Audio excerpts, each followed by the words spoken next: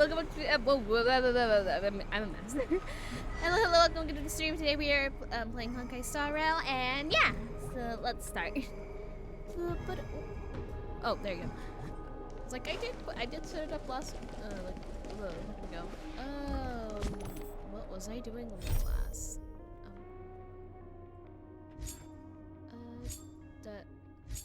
This part, right? Yeah, Corfu. I'm good. But I don't see Castris among your number. So about her. It looks like she not only helped me prove my theory, but helped you fulfill your mission as well. She finally understood her origins and completed her trial.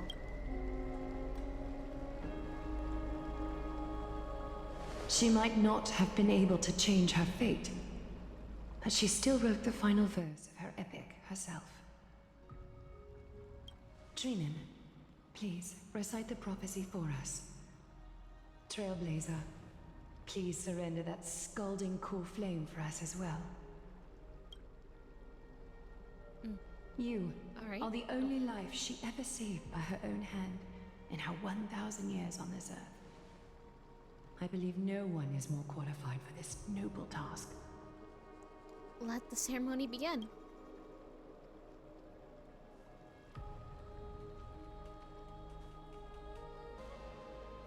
O gods who have returned, and gods who are still watching, today we bring you a soul laid bare. The Hand of Shadow, Thanatos, remembered their name from the past. From daylight they came, and to their fragrant dwelling they return, to walk now among your ranks. And there was one who joined hands with the Titan, a traveler risen from the dead, and reborn among mortal kind. She is the everlasting night, and shall now proclaim in her good name, O Majesty of the 12 Titans, pillars of the world. I'm gonna check. Is it too soft? No. Okay, maybe it's just on my side. Let me see. What's my thinking? Oh, let me just put it a little bit higher. Ba-da-ba! A key. We seek your divinity to mend the rifts of the world. Fill our bodies with blood of gold till we wither in willing service to the prophecy. Step forward, trailblazer from beyond the sky, and together with us, surrender the core flame and carve their star into the sky. Surrender the core flame. Goodbye, Casterus.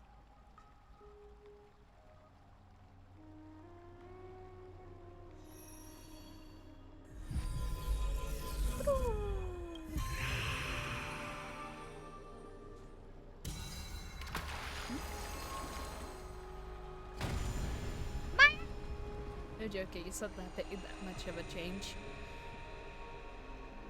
Ah!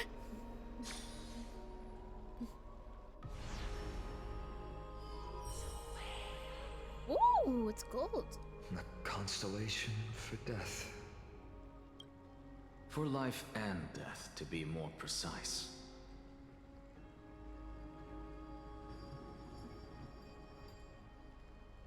Look, it's... Casterus! Hi! Hi. Oh, Divine Echo. Is that Casterus? No, it's only a divine echo. I think she's here for the trial.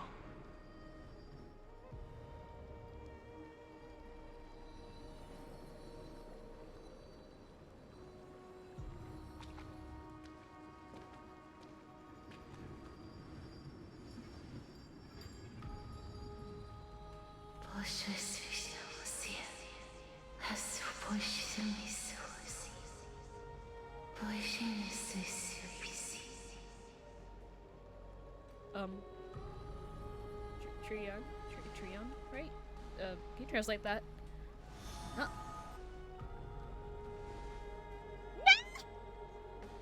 What did she say? That's the language of the Titans.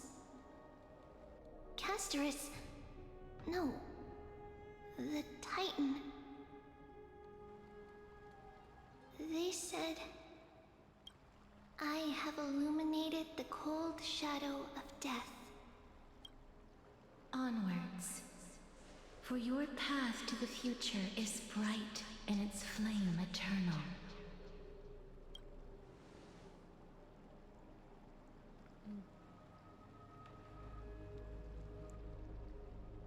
Do not forget.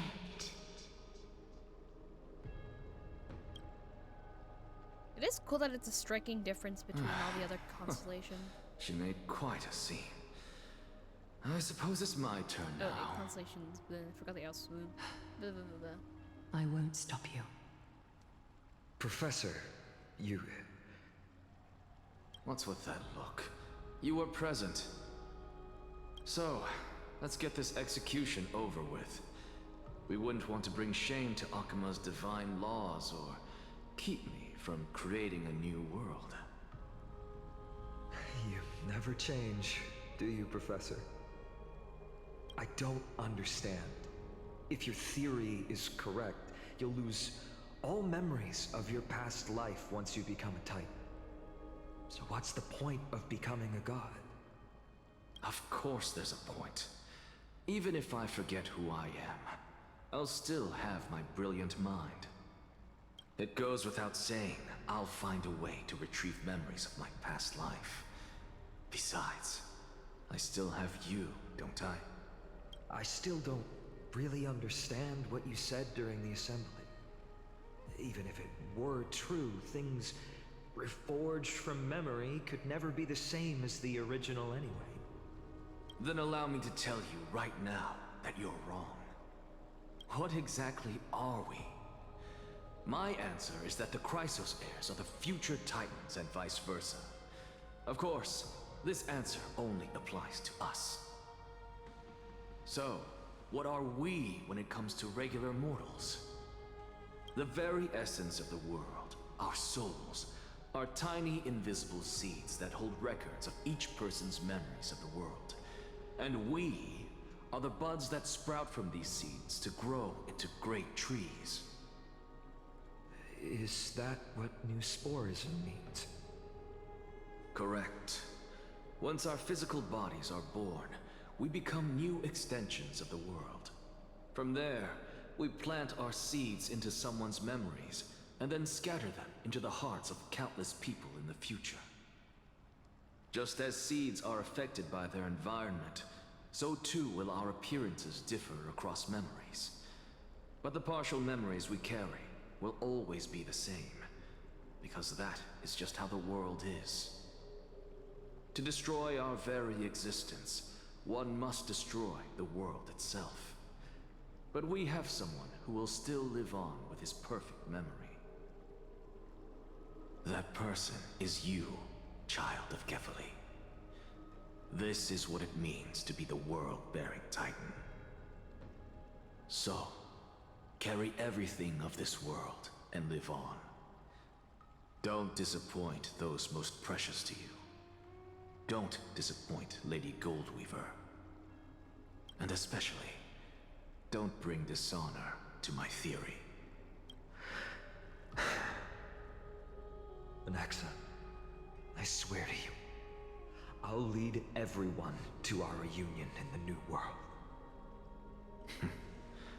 Good. That is all I have to say. Farewell, everyone. May we meet again in the next life. Farewell, great performer. May Circes safeguard your thoughts. To him in the same way.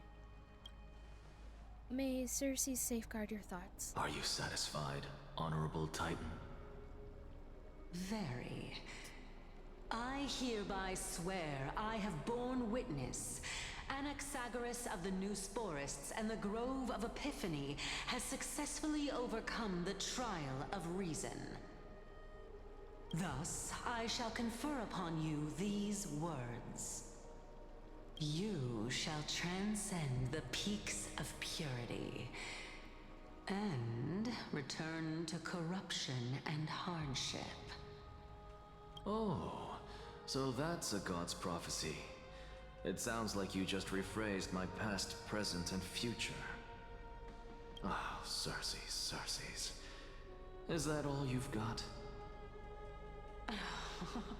Well, you've already transcended the peaks of purity, and you were never the type to give me any leeway. That is true. But I do still have one question. I knew it. What is it? Maybe we're thinking of the same thing. As you've so boldly stated, we and the world itself live on through the memories of others. If that is the case, whose memories did the very first new spore sprout from? How should I know?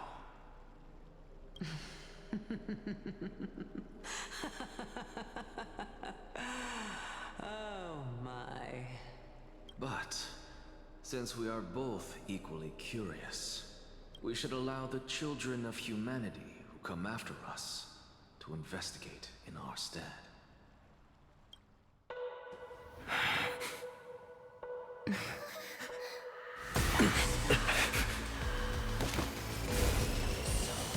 Rejoice, Circes.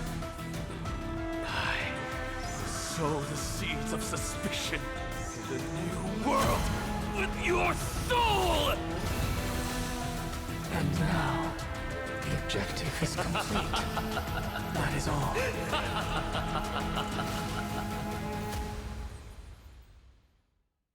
Very cool. Eons, mysterious higher beings akin to conscious celestial objects. Each of them controls a different path and has the ability to travel freely between the stars. They possess tremendous powers and yada yada yada. She's still alive. Hi, welcome to stream. Was March 7th also in this condition when she was first rescued by the Express? Her condition was very similar. Just at that time, the Express did not have a memo keeper who could diagnose her condition. But she still woke up naturally. Looking on the bright side, that might happen this time as well.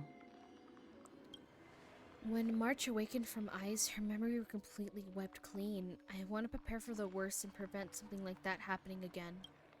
Can you share your hypothesis? I do not have conclusive evidence, but judging by her current condition, perhaps March 7th's memories have been hijacked.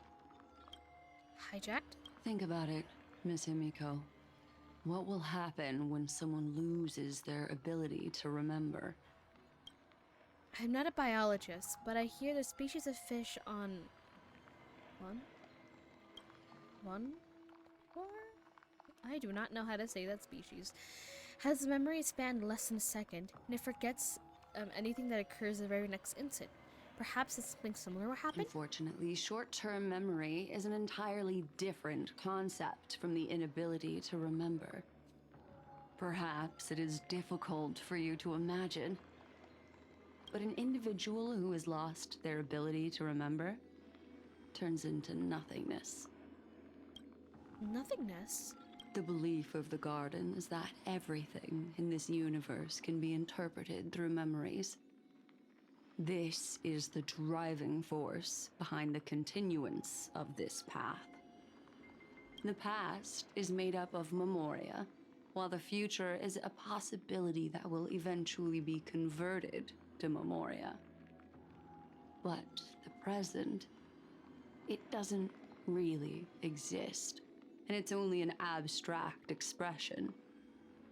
Therefore, when a person is affected by the path and loses their ability to remember, Their physical form will also be affected.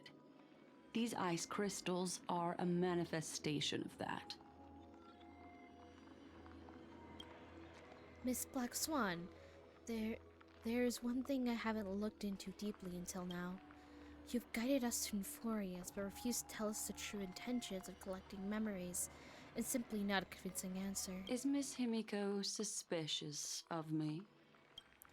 I mean no offense, but I'm merely speculating. I appreciate your honesty if possible. In other words, now is the time for me to prove my innocence. That's not a problem, of course. The true reason behind my intentions is that Amphorius holds special significance. For some memo keepers of the garden with extremist views, it is a perfect example. Perfect example? A world that can only be seen through the garden's mirror means that memo keepers have the right to keep the world in their private collection. If those Pathstriders of Remembrance were to uncover the secrets of Amphorius first, they might unleash their wild ambitions and remodel more worlds into a similar form. So the reason you did everything is to convince the Express to come to the Star Zone to just uncover the secrets that unfold, to fold the secrets and fold the plans of these people. How's the pretty angel doing today? I'm doing good today. How are you? I chose to remain quiet before because I did not want to involve you in the garden's internal conflicts. Remodeling a world is no easy feat. The extremists aren't simply Pathstriders. Do they wield the powers of Emanators? Having a string of bad luck. Oh no! That sucks. You can be even bolder with your guesses. The people that I'm talking about, they aren't just individuals. They are an organization that has already attached itself to the pinky finger of Fu Li. Huh? Could they be the ones who hijacked Mark 7's memories? I cannot be certain, but at House the very flood? least, Oh. they are capable of doing Well, hopefully you so. can get through it. I am deeply sorry about what has happened to March 7th. But the deal that I propose still remains a fair one. Amphorius is still an excellent destination. Yep. A And lot of work investigating further might allow us to uncover the truth a lot of behind work the ahead. accident. Well, I hope for the best. Miss Himiko, the wisest choice right now is for us to continue cooperating. What's wrong? Let me take back a part of what I said just now, Miss Himiko. Huh? Although we indeed struck a deal, it seems like I have involved you in some unforeseen danger. Please accept my deepest apologies. What's gonna happen? Something changed? It's Fu Li. Their gaze has just swept across Amphorius.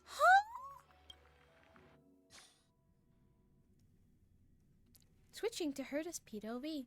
Certainly Amphorius poses a quite intriguing question, one that compels enough that a genius into action. What's the question? How interesting. I never expected a mere memo snatcher to be actually hiding so much inside her head. What's even more interesting is that the word Amphorius has appeared in her subconscious. This lady seems to be having fun. Is she usually like this? It's hard to explain. What are you two whispering about? Has it not occurred to you that I can hear everything clearly? No. Oh, please pardon me, Madam Herta. Would you mind sharing with us what you've discovered? The ones who need help are the Astral Express. Yes. You will have to put up with my methods, even if they are rather unconventional. Let's get back to the topic.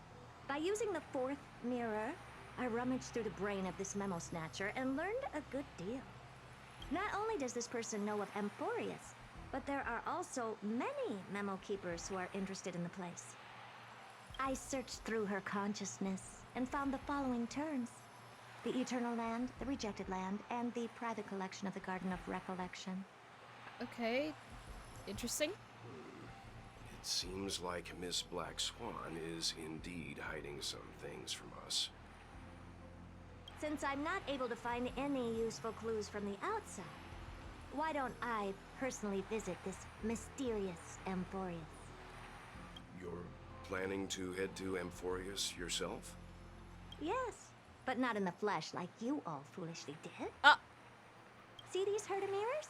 With them, I can project my data spirit entity to any corner of the cosmos through spatial warps, without even needing to leave my room. It's just giving lazy, but okay. But of course, these corners of the cosmos must be within the coverage zone of inter-astral peace communications. After all, this is collaborative technology. I see. You do seem like the more indoor type. Although that star zone is not within the network of the IPC, the Express itself can serve as a signal station. Come, give me the astral chart coordinates. Okay. Then, sit back and enjoy the show. Well, shares Astro Express coordinates with the Herta. I still can't get over it. It's the Herta, Alright, not like now Madam that or everything something. is ready, mirrors, get to work. Or like Miss. Just the. First mirror, input the coordinates. You'll be in charge of the spatial warp. As you command, Madam Herta. The preparations are complete. I wish you a pleasant journey ahead. Yep. Second mirror, prepare for the thought refraction. There's still some distance from the Astral Express to the Amphorius celestial body. You're in charge of sending me over. This time, raise the power to the maximum. Don't be stingy. Oh, okay. I won't fail the mission, Madam Herta. I like that they all have their own little personalities. Third mirror, you're in charge of generating the data spirit entity. I'm happy to help, Madam Herta. What kind of appearance are you planning to use this time? Good question. Let me think. Forget it. Just use my own appearance. There's no one there that'll recognize me anyway. As you wish. Yeah, it might be Sunday since he's here at this moment. Oh, we don't talk about you. Fourth mirror, you'll be in charge of... It seems like I have nothing for you. Just stand by and wait for orders. Ah, standing by again. That's so boring. Next Poor time, fourth mirror. Can you count down from 4 instead? Let's go. Oh, long way. Return to the first mirror and prepare to the workshop. I thought I had to go through the door. Preparation of the data spirit entity complete. Thought refraction at max power. Excellent. The first mirror. Let's get going. Have a safe trip, Madam Herta. May your journey yield good results. Coordinates input complete. Preparing to activate spatial warp. Destination, unknown celestial body. Amphorius. Spatial warp countdown. 5, 4, 3, 2, 1. warp activated. Oh! So that's Amphorius? Its appearance is, well, sure is unique. Second mirror. Prepare for thought refraction. It's time to send me in. Alright. Please read the safety protocols. Can't you hurry up? Yes, ma'am. Back to back getting flashbanged. My eyes. I didn't expect it to be so turbulent. I should have asked the second mirror to use slightly less power. What a magnificent sight. Is this the entrance to Amphorius? No, it's not. Let's see. Perhaps I'll be able to find a way in.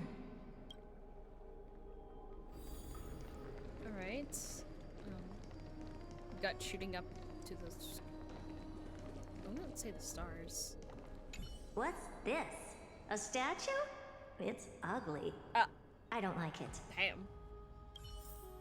Alright, let's... Us! Oh, I finally found your traces. How esteemed must you be for the great Herta to come out personally? When we return, get ready to become free labor for the simulated universe for the rest of your lives. What? What's this? Oh, how creepy. How did... Girl... Oh, it moves? Who are you trying to scare? It's either a projection or a fake. There doesn't seem to be much to take note of. Now, Oh, it doesn't have good water physics. how am I going to get into This water Amphorius? does look drinkable. My deepest apologies, esteemed lady. I'm afraid that you cannot proceed further. Who's there? Your visit, although not part of my calculations, is a pleasant surprise. It's a pity that the preparations are not yet in place to receive you with the hospitality that someone of your status deserves. Are you not going to answer my question? Who are you? I have many identities, and I'm going to have even more in the future. But if you just need a form of address, you can use my common alias. Lycurgus.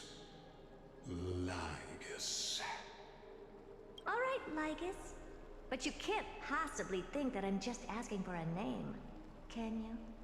Regrettably, I do not have the authority to share more information. However, standards are always flexible. While not violating the ultimate agreement, I'm able to disclose this piece of information. As you thought, this is the entrance to Amphorius. Oh, it is?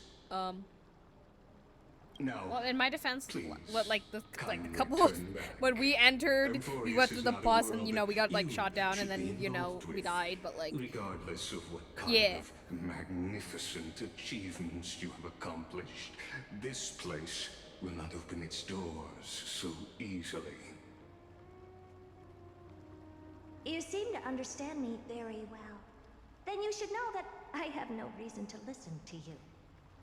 A big head, way too big eyes. Your Feels like I'm reaction is staring into my, completely within into my your soul. calculations. What? Despite my I'm not long staring into your years soul. as a watcher, it seems like my assessment of human nature still remains accurate. From you, I'm able to sense a beautiful desire for knowledge. But my answer remains unchanged. Madam, it is with the utmost goodwill that I suggest you return to where you came from. Let's assume for a second that I'm not so well-mannered, and that I insist on uncovering the secrets hidden behind you, Mr. Lygus. How do you plan to dispel this notion of mine?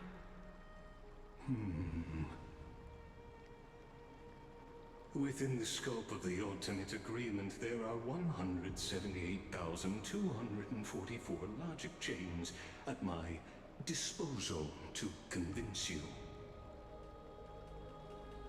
After filtering through them, I have determined that I only require 3 to attain the results that I desire. Oh? I'm all ears. First, for reasons that cannot be disclosed, Amphorius is a completely isolated celestial body. Apart from me, no one else will be able to help you enter. That's not a good argument. Second, if your plan is As you've alluded to previously, to force me into cooperating by showing hostility, do know that, just like you, I have basked in the gaze of the erudition. I stake my honor and assure you that, in the worst case scenario, our mutual destruction will be inevitable. Oh? No wonder I couldn't find a back door. When I did a scan of our surroundings, the safety protocols on you are comparable to Screwy's. How interesting. I assume that you still wish to hear the third logic chain. Of course. Why wouldn't I? Third, even if you exhaust all your means and find a way to break through,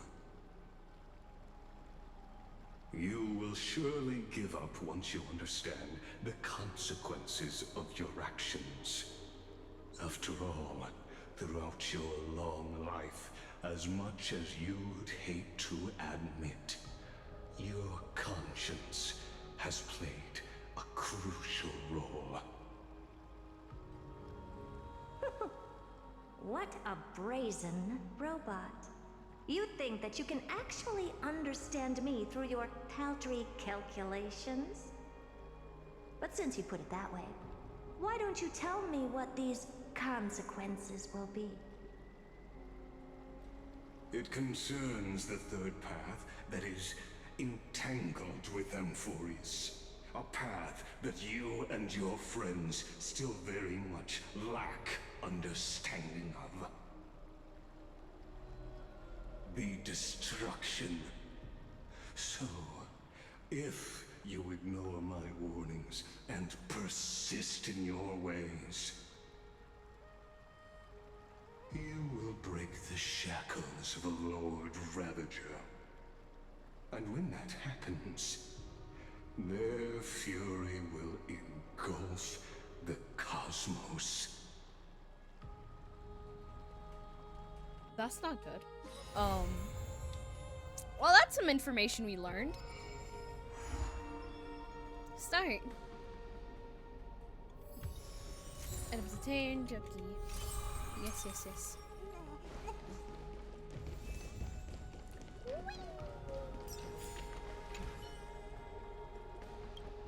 Splash, splash. The sounds of the waves reach your ears once again.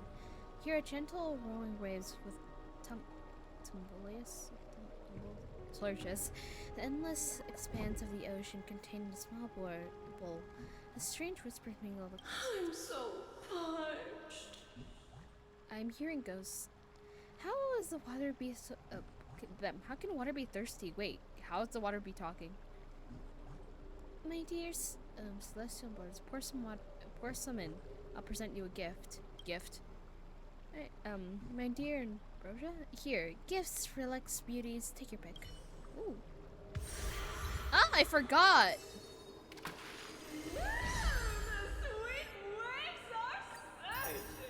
Yippee! I forgot that I even had to do that. Whoops!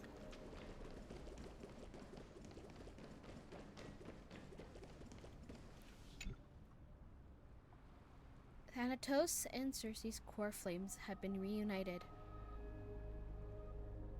Sometime after that, the 12 constellations hover above, overlooking the vortex of Genesis. They embody 12 Amphorian deities, fate, foundation, creation, calamity of this world. Now the 10 among fallen, their core flames returned to the original origin of Genesis. Above you, the constellations shimmer, their brilliance echoing the faint slumber of each titan. And you have experienced 4 ascensions and 4 partings. Strife. The Lance of Fury once became the Mad King, plunging the world into a ceaseless strife until your Valador brought it to an end. As its demigod successor, Underlying Mendios chose to bear the title of Kremnos alone, returning home to be crowned the last line. Oh, my day, may your battles know no defeat. Time. Back then, the incarnation of time entrusted a mem, you and at the temple's 3 fates. Back then, the lively girl with red hair filled with her mission bid her first farewell. Time does not speak of fairness, yet it never stops, and this power resides in your hands.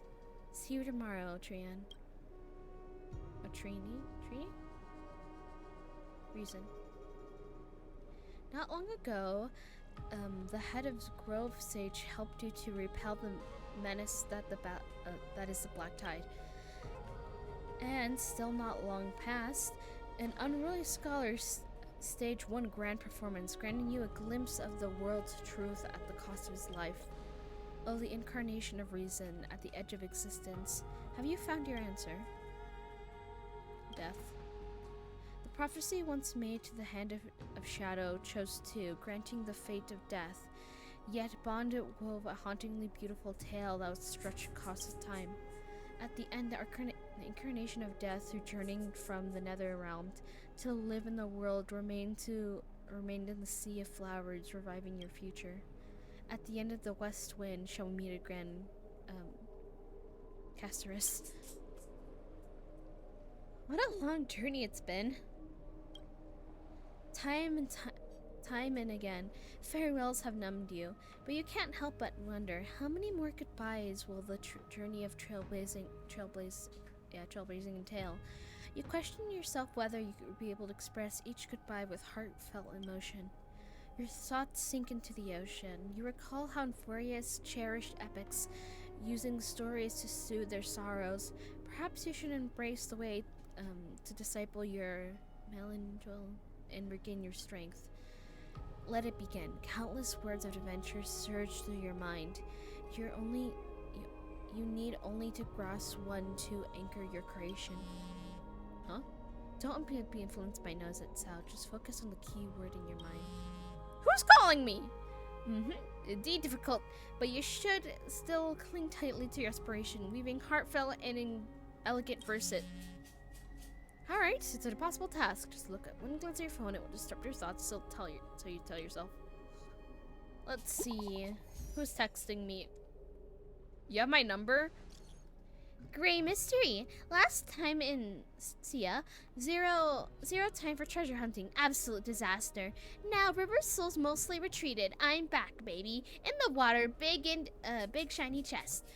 I can't use a miracle orb and I can't wait through. Your power of time needs now. 70-30 split. 30 for you, 70 for me? Exactly. 30 for you, 70 for me, huh? Details, me-tells. Get here and we'll talk. You admit to yourself, even during this endurance and struggling a low point, there are those who still live joyfully. Cypher's endless surging desire for wealth seems to be trivial. Then water of Scale Gorge waterscape. Forget the past for now. Only brings sorrow. But sadness is no place in this moment. What you need is to drive to move forward. You decide to head to Stygia, where the River of Souls is no longer blocked, to meet with the cat girl. Hopefully those glittering, clanking trinkets will as always lift your spirits.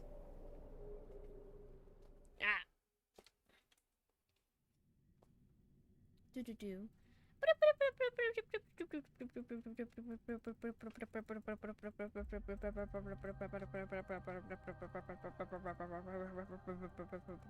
Okay, this little bit is going on for way too long. Random topic. I own 2 dogs.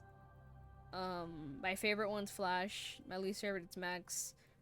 Why do I have a least favorite dog? It's because he barks at me anytime I walk into the room like he doesn't know who I am.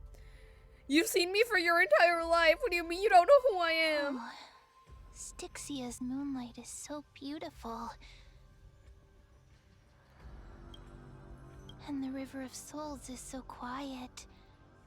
It's like everything that happened was just a dream. I wonder if Cass is doing okay on the other side. If I write a letter and put it in a drift bottle, will she be able to read it? There's only one way to find out. I miss Castorus too. Ah, crap. You're Wrong right. line.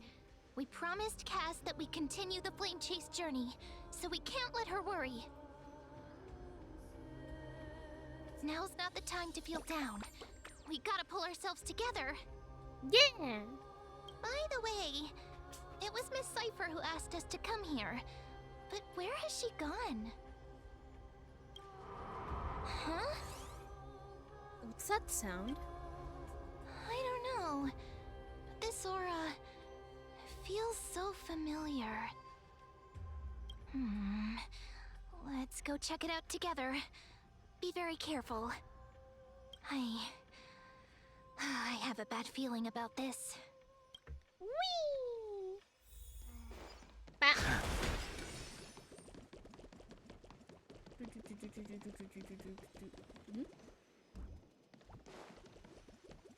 Butterfly?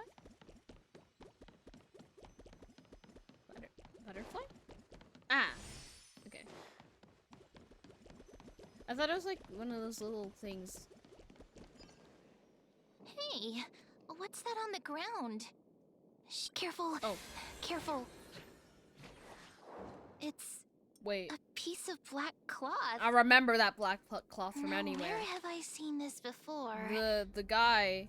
It's the flame river? What? How could they be here? I don't know. Mimi! Look out! Oh, hi. You want a burger? Ma'am, get ready. Wait! We both know what this thing can do. And we gotta fight it back. Let's try our best to deal with them for now, and we'll slip into the past with Time's power as soon as we can. The river of souls What about it? is full of fish, big and delicious. You hungry? Yeah, I can get you some fish. What? I can get you some fish. The flame chase journey stops. You want fish? Meow, meow. Oh, never mind. Meow? Cipher, is that you? What's happening?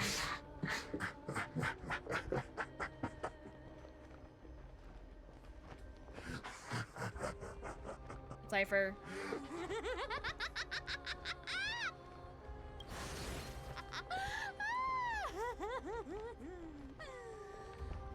Sorry, I couldn't pass on the chance to give you two a good scare. Why are you guys crying at me? I don't even have any food. Well, I do, but like you can't even eat it. It's bad for you. I can't give it to you. It's poison. Anyways, so it's you, Cipher. Ah! Don't run! I'm the real Cipher. The real one. I'm gonna run now. Come on, don't be upset. I'm just giving you a kind reminder that Emphorius isn't safe at all. The whole place is full of dangers, including that Swordmaster. Make sure you stay on your toes, no matter where you are. So you're playing both good cop and bad cop. Hey, I'm just making it up to you. So, was that a Flame Reaver disguise? Or a magic trick? It looked so real. Is that the power of the trickery demigod? Disguise? No. It's not as simple as that. Let me think about how to explain this. For example, what did you think when you realized that piece of cloth came from the Flame Reaver's cloak? Run. We thought that maybe the Flame Reaver was around here somewhere? That's right. And then you heard some footsteps. What did you think when that happened? It's nearby. Well, we thought it must be the Flame Reaver coming this way. Yep, exactly. I just used some hints and, mental suggestions to help you believe in a lie. Lies are what Zagreus is best at. If everyone believes in a lie, then it becomes reality. Power to make lies into reality? That's got all my hair standing up.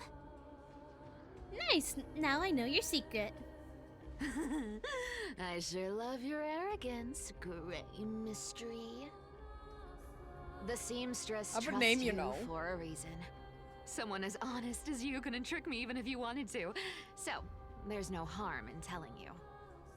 Besides, we still need to team up to go treasure hunting, right? Let's wrap up here. It's time to get going. Alright. Oh, was that your teleslate? Yes. Let me see.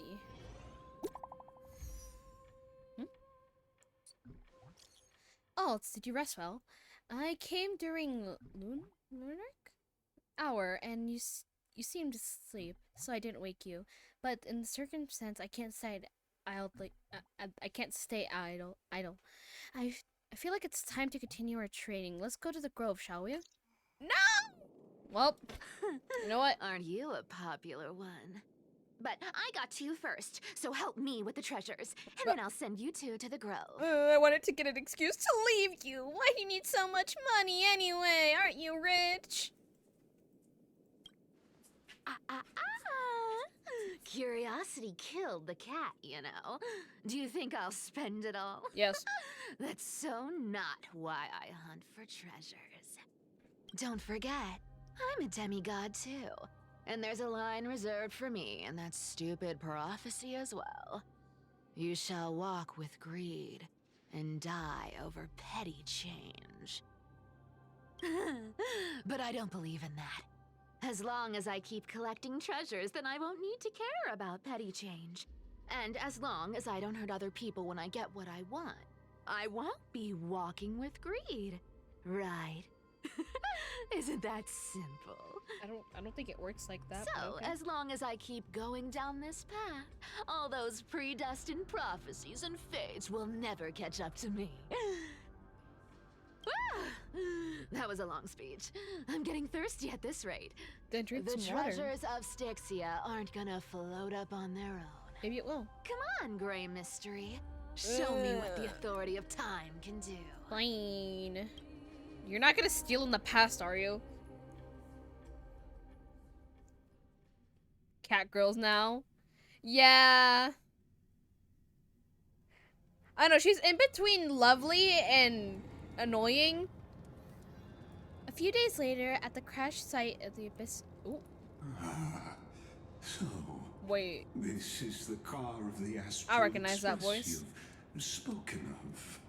My repository of memories has been enriched with another fascinating piece of information. Thank you for leading me here, Lord Darnham.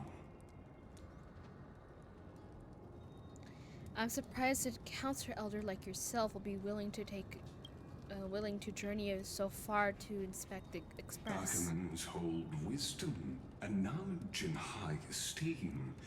If the citizens knew of your origins, I'm sure more would be intrigued by the Trailblaze.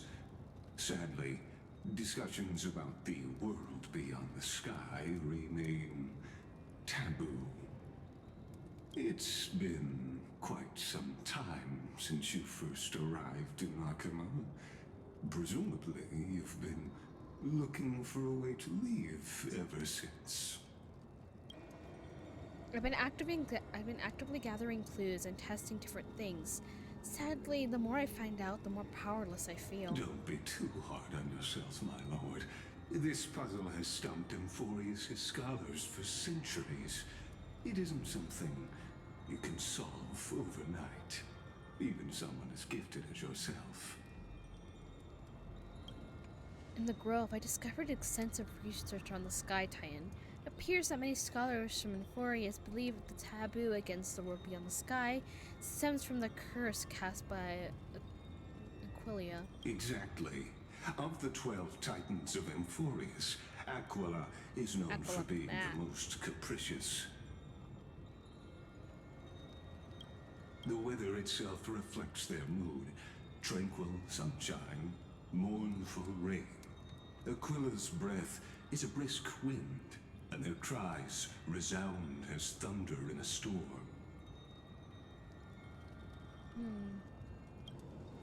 Additionally, Aquila is one of the two titans whose core frames have yet to be returned. The sky above affects every citizen.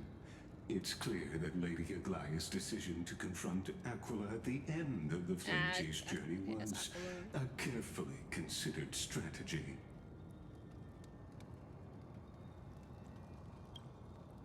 If returning Aquila Core Flame can break the sky's curse, and we won't have to exhaust ourselves for searching for a way back, we can simply focus on aiding the Crisis heirs. Anti-Catherians have no home to return to, so I understand your concern for your old friends and homeland. I used anti-Catherian technology, or scanning, as you might call it, to assess this car. Assuming my judgment is correct, I might be able to conduct a thorough overhaul of its power systems. Really? But... Of course. That's only if you, my lord, permit me to interact with it. By all means, please proceed. But be careful, the thrusters are extremely delicate. You honor me with your trust. I will be very careful.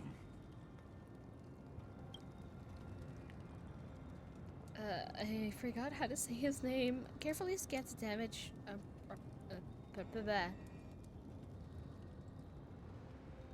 This is unbelievable. You seem to understand the structure perfectly, and you've repaired something like this before?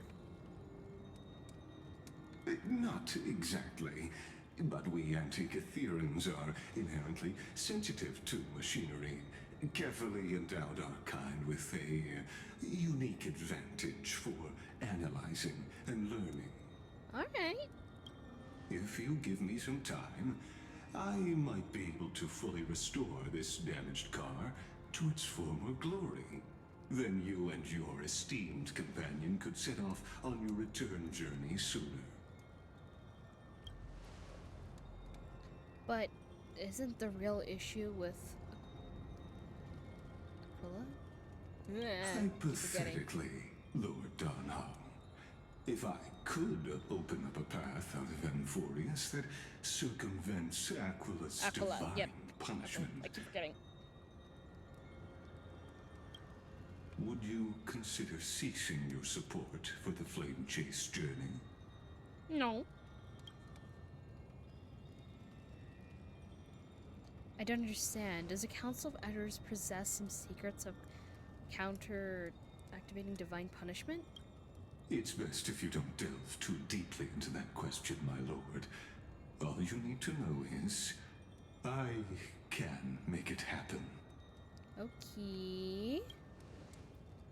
Maybe it's not the decision noted by the Council of Elders, but rather his personal wish. The crucial point is, if you and your companion are unwilling to halt your support for the Chrysos heirs, it could offend certain interests.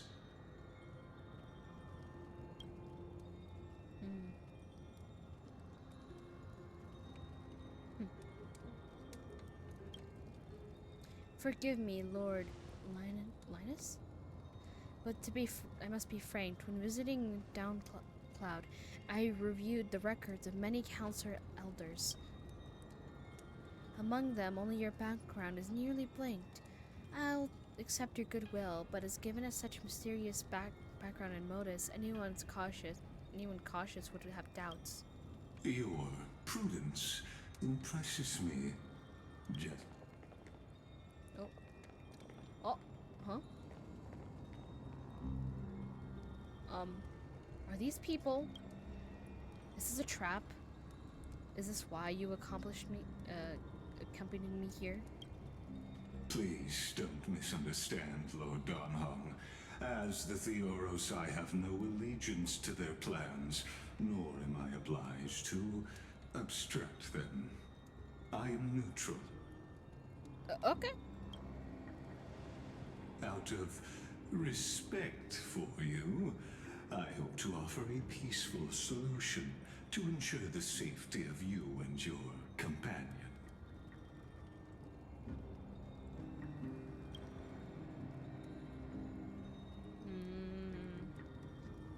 1 against 4 then. Just to confirm, if things get ugly later, you will help. Nope. I will not. As I said, I remain neutral.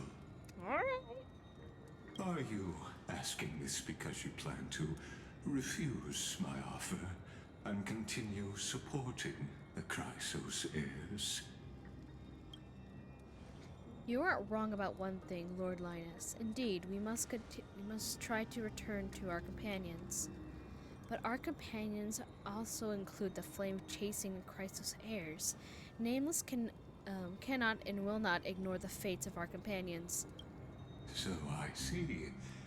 This is what you call trailblazing. When I asked if you would help, I meant the ones who need help are them. Oh, someone's getting beaten and it's not me.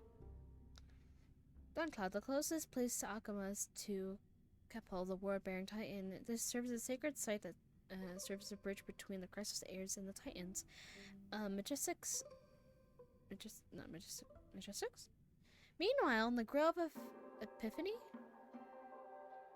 Ah!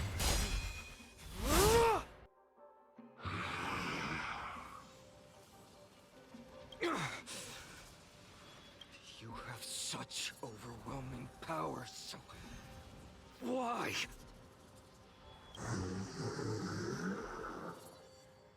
Answer me. Why do you stand in our way? Why do you want to take the core flames? Oh no! He can't hold on anymore! Drag him back here, friend! You okay? Are you okay? I'm okay. I can handle that kind of hit now. But a few months ago, that would have knocked me out. Always keeping you on edge. If I had passed out, that would have been it. Well, that's why I made sure you were well fed and rested on the road. Thanks for the help. To face Aquila and other potential threats, I must sharpen myself with the most aggressive methods. Even so, it's impressive you thought of this training method. Battling the phantoms of the past in the River of Time? It's just like the hyperbolic time sanctum that the bards describe. It's working pretty well, wouldn't you say? But combat isn't just about strength and skill. You also need the right weapon. Compared to that guy's weapon, mine feels like I'm swinging a lump of iron. I can't tell you how many swords I've gone through since the training began. Weight training, huh? It's a good thing Cartonis is the finest blacksmith in Amphorius. I asked him to make a suitable divine weapon for me. It's a little embarrassing to say this, but in order to help me, he deliberately turned down all other business. Oh, Cartonis is part of this flame chase journey after all. Full of energy. Thinking about how he's been recently, maybe you're right. But, Phainon, I've been somewhat concerned about you. Lately, you seem more and more fixated on that Swordmaster in black. That's quite the sudden shift in topic. I've been holding this question in for a long time.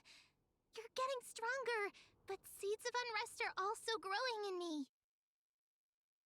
I just realized I could do autoplay. Whoops. Don't worry. I'm not wielding my sword for revenge. She's been through Nikador's trial and understands. Those who can't walk out of the shadows of their past are ultimately weak. Times have changed. The responsibility I bear is both precious and fragile.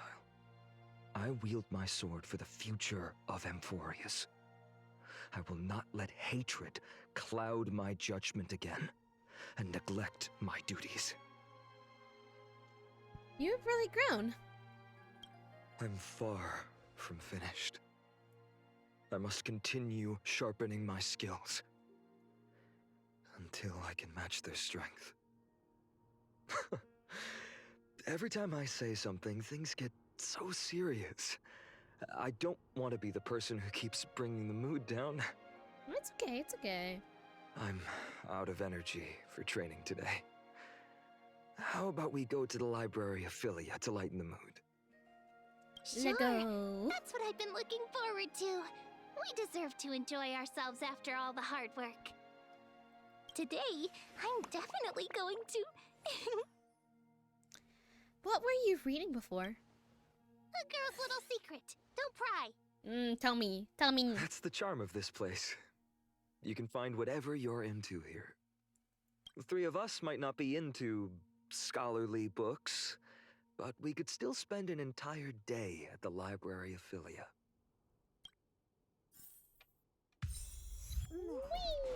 Oh. Where am I going? This way? Oh yeah. Couldn't remember exactly how the layout goes. Bat.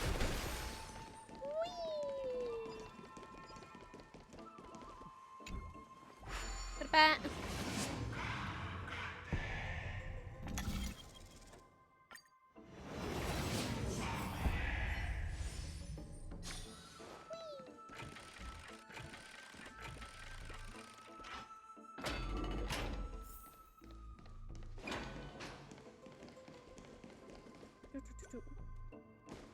Oh.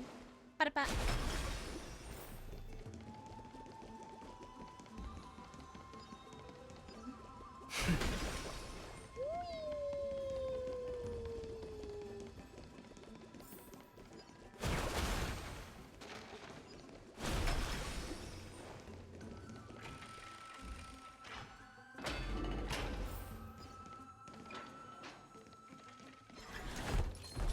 You don't see me. Oh, nice.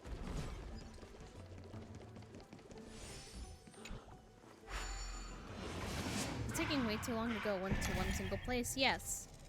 Am I gonna continue doing this? Also, yes.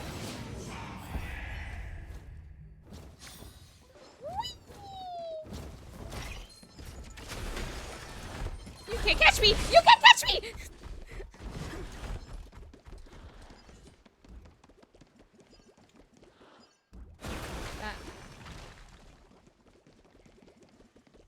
Boop.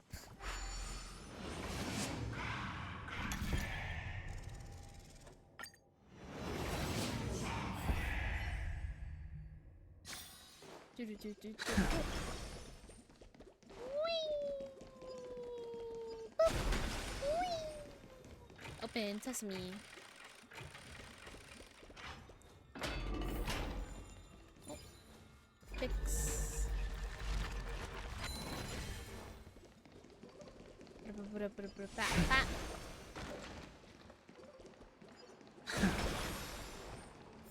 we are! Where was that slate last time? Was it here? Or maybe over here? I don't remember how to get... Oh, yeah. I'm off to have some fun! It's free time now, so you should relax too. Let me on! Let me on!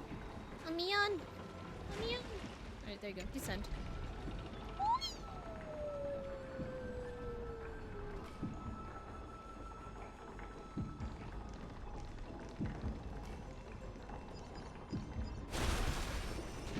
Let me out. Let me out. Bat.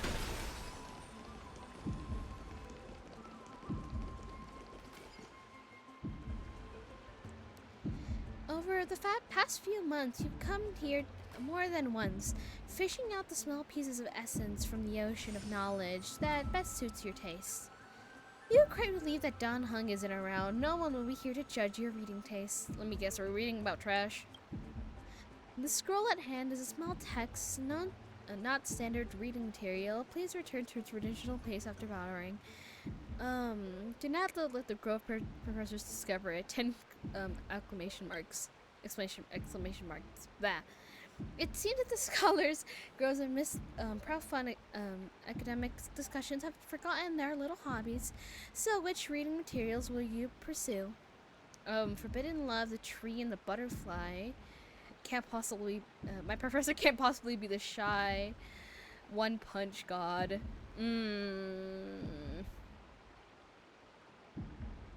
I want the the forbidden love between tree and butterfly. Wait, we can actually read it? Okay, wait, I'm gonna be like, wait, should I do the goofiest voice ever? Or should I like be like all serious? I don't know. Goofy voice would be funnier. She wandered through the flower. I can't take myself seriously. She wandered through the flower sea, searching for the glimpse of fluttering butterfly wings, but without success. Sir, I've heard that every flower has its own florography. Generally speaking, that perception is correct. She heard the voice who couldn't see the speaker, yet Circe's paid no mind. I think I need to make my voice higher. She Send help. Or send kelp, actually. She heard the voice that couldn't see the speaker, yet Circe's paid no mind. She calmly responded to her special student while scanning her surroundings. What is your photography? I'm afraid I'm not a flower, but a tree. Evidently, this answer failed to satisfy the other party. A sound mingled in dissatisfaction and disappointment reached her ears, prompting her to add another remark. Well, if just speaking metaphorically, I suppose it would be intelligence. However, her it must be serious. Her circling on a simple word. Her objective was nearly accomplished, and it should be around here somewhere. Now she just needed to get to find some bait to draw her out. Intellectual, yet it's also romantic. Perhaps is it because I hibernate? You see, in my very long dreams, I made promises to countless lovers. Really? The butterfly-winged girl suddenly rose from the before Circe's, startling her slightly. After all, this moment the distance between them was virtually non-existent. I'm in too deep. I have to finish this now. Gazing directly at Mina's face, allowing the light reflecting from her lips, passing through her eyes, a hint of crimson flash across Circe's face, almost imperceptible to onlookers. Of course, her composure wavered only for a moment, and then Circe wrapped her arms around the girl's waist as she... What am I reading? As if it was a radish from the ground, gently lifted up from her flower trinket. Of course not, I got you now. Placing her on the ground, the giant tree carnation gently stroked the butterfly's wings with the edge of her leaves, confirming that other normal state before slowly withdrawing. So, now, will you tell me why you've been avoiding me? ... Would you two refrain from frolicking in my... garden? A cold voice unceasingly interpreted their thoughts. Indeed, the garden master, incarnation of death, such a lively atmosphere was truly something akin to a natural enemy. Sorry, we'll leave at once. Thank you for listening to my troubles, Madam Thanatos. Sir, let's leave the grove. Sorry then for troubling you. Honestly, you two at last, but Circe's. You better be aware. Why is it? Okay, we'll get to that part. You must be aware now, right? A bitter sensation spread to her mouth once more. Circe remained silent, merely nodding as she bid farewell to her old friend. On the way back to the grove, Menestheus remained completely silent. After one unsuccessful attempt to question her, Circe struggled to find another opportunity to speak, simply focused on the path ahead. Voices gossiped reached to them, causing irritation. A genius, so what? She is like so terrifying. A stern figure approached rapidly. It was a source of irritation. Menestheus offered Circe a smile and then turned away. casts a sharp gaze in the direction of Butterflied Wing Girl. Departure then shifts his gaze back to Cersei's. The first... I need water. Anyways, we're continuing on. First time Prefectural report, spiritless small talk, and escalation of the arguments resemble personal attacks. Do you truly understand? I don't need to. Let me be direct, Cersei's. To romance a student, even your own creation, don't you think that's a bit perverse? Pow! The first embodiment of reason and emotions groped into her mind. The sensation left on her palms as it would scorch through her to the heart of the tree. From nearby came the sound of running footsteps, familiar yet somehow strange. Cersei's wanted to give chase immediately, but the words echoing her ears tripped her steps. She indeed somewhat distracted, allowing the girl's image to surface and fade in her mind repeatedly. When her resolve crystallized, the third curtain fall hour has slipped by. The personification of the tree approached to the gilded circle, cried her beloved name, and stilted as she had frozen. The traces of the butterfly wing girl who dwelled here, but erased. Upon the flicked desk lay words, the maiden first and final love letter. I love you, Cersei, but I'm giving the graduation gift after all, so forget me. That's it? Nothing else? A love story of... My throat hurts from doing that voice.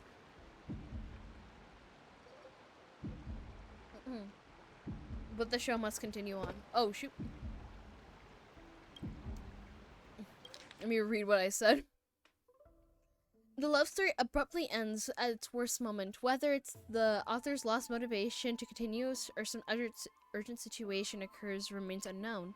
If it were the latter, the Flame Weaver is fully responsible. Let's... Do I want to torture myself by reading more? Or do we continue on with the plot? These are the decisions I have questioned. I questioned myself on this day. Okay, for the sanity of my throat, we'll stop. I wonder if Fanon and Finan and Mem were reading. Let's take a closer look. Okay.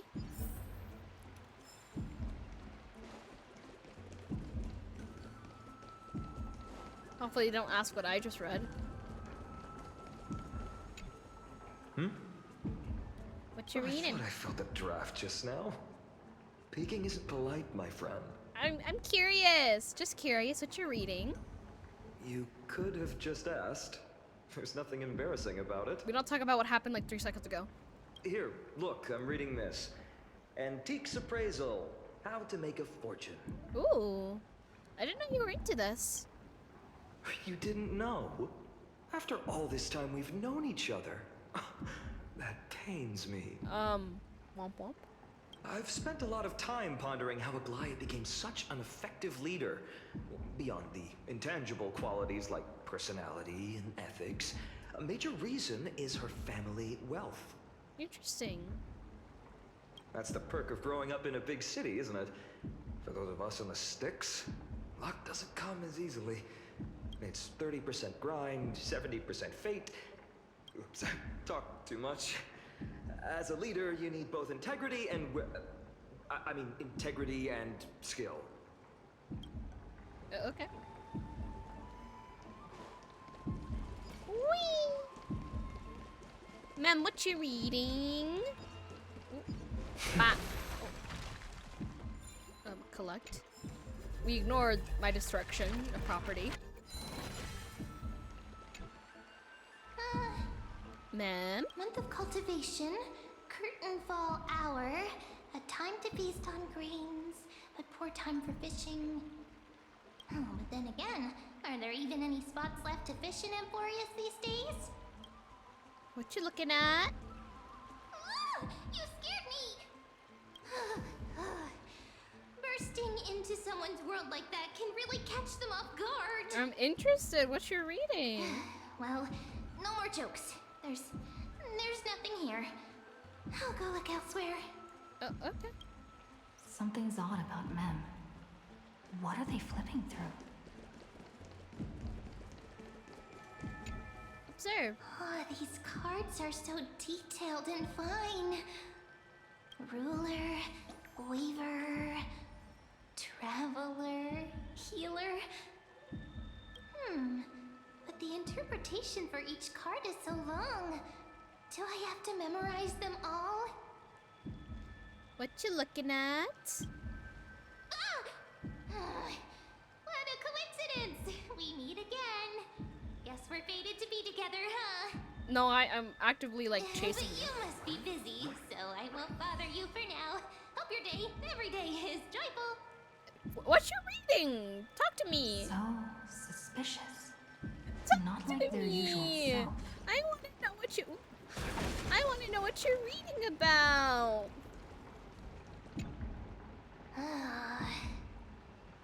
You sure are persistent.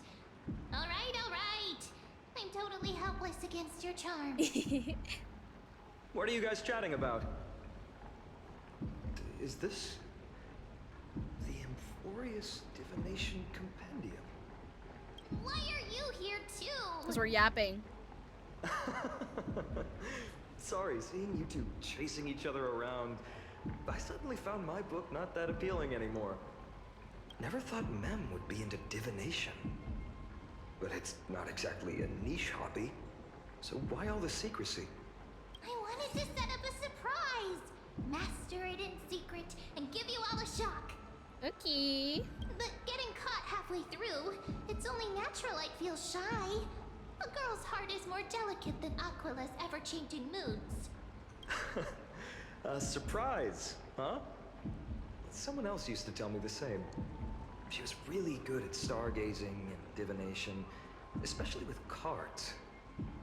Yeah, just like the ones you're looking at. And you must be pretty familiar with all sorts of divination techniques with a friend like that. No, I know nothing about it. I've never really believed in using cards or bones to predict the future. If the good omens foretold by divination were true, my hometown, Heidi's Elysiae, wouldn't have disappeared. Oh. Don't forget, we've got Lady Trina. Every other form of divination is just smoke and mirrors or cleverly rehearsed tricks compared to her flawless prophecies. A little faith in these things isn't bad sometimes. To me, divination could be a power that guides our spirits. Fate always casts a shadow in front of us, clouding our view of the future. That's why people turn to divination. It's just to find a small reason to give them courage to face the unknown. You haven't really thought about this, haven't you? After you all, have really thought the about first this. chapter of the Divination Compendium discusses the significance of divination. I'm just expanding on that a bit.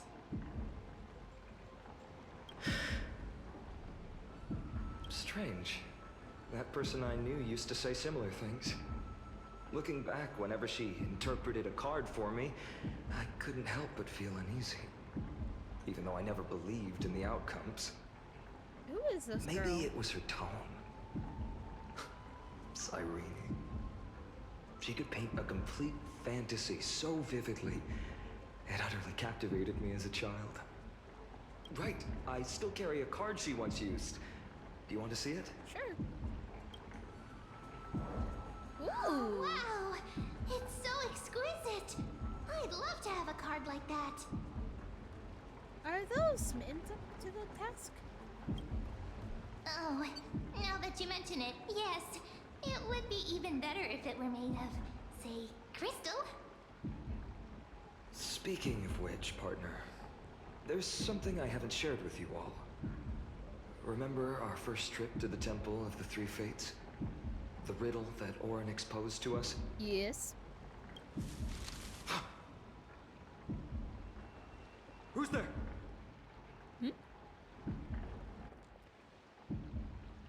Huh? You are... Wait a minute. Nice cosplay. These folks are up to no good. Black clothing. Masks decorated with golden blood. Are they cleaners? Cleaners? To directly call us by our name, it seems you, Lord Finan, have studied the forgotten history of Amphorius quite thoroughly. Who are they? Your friend seems quite interested in us. Perhaps you could explain, Lord Finan. It would be the polite thing. We can't let our esteemed guests pass away without understanding. Pardon? During the Chrysos War, to combat the Chrysos heirs, several cities formed an underground assassin squad called the Cleaners. What? Their task was to erase anyone with golden blood from existence. Assassination, poisoning, political persecution. They would do anything to achieve their objective. Well, this historical perspective seems biased, glossing over the Chrysos heirs' abuse of divine powers and their blatant initiation of war in order to defame our predecessors. Could you disclose the name of the author behind this popular legend, Lord Finan? I'd hate for the innocent children of Akama to be tainted by such slanted narratives. You should have stayed buried in the dust of history. The Citizens' Assembly has once again legitimized the mission of the Chrysos heirs. But as for you, not one citizen would cast their vote for you. Executioners lurking in the shadows. What does it matter? We've long since stopped expecting to be understood. People have become too accustomed to peace, and they've forgotten the disasters that arose from allowing generations of the Chrysos heirs to rule. What's wrong with peas? Complete nonsense. Did you really travel all the way to the Grove just to have an argument? I enjoy dealing with people as straightforward as you, Lord Finan.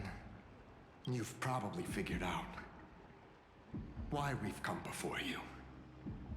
Just a handful of you are here. Who do you think you're fighting? Keep your cool, partner. They've come out of the shadows, which suggests they have something up their sleeves. All right, let's hear it. I'll still throw hands. What are you hiding? But watch your language and don't say anything you might regret.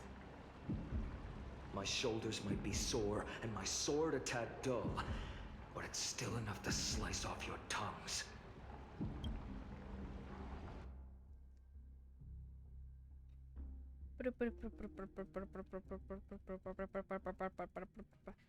The power of spam.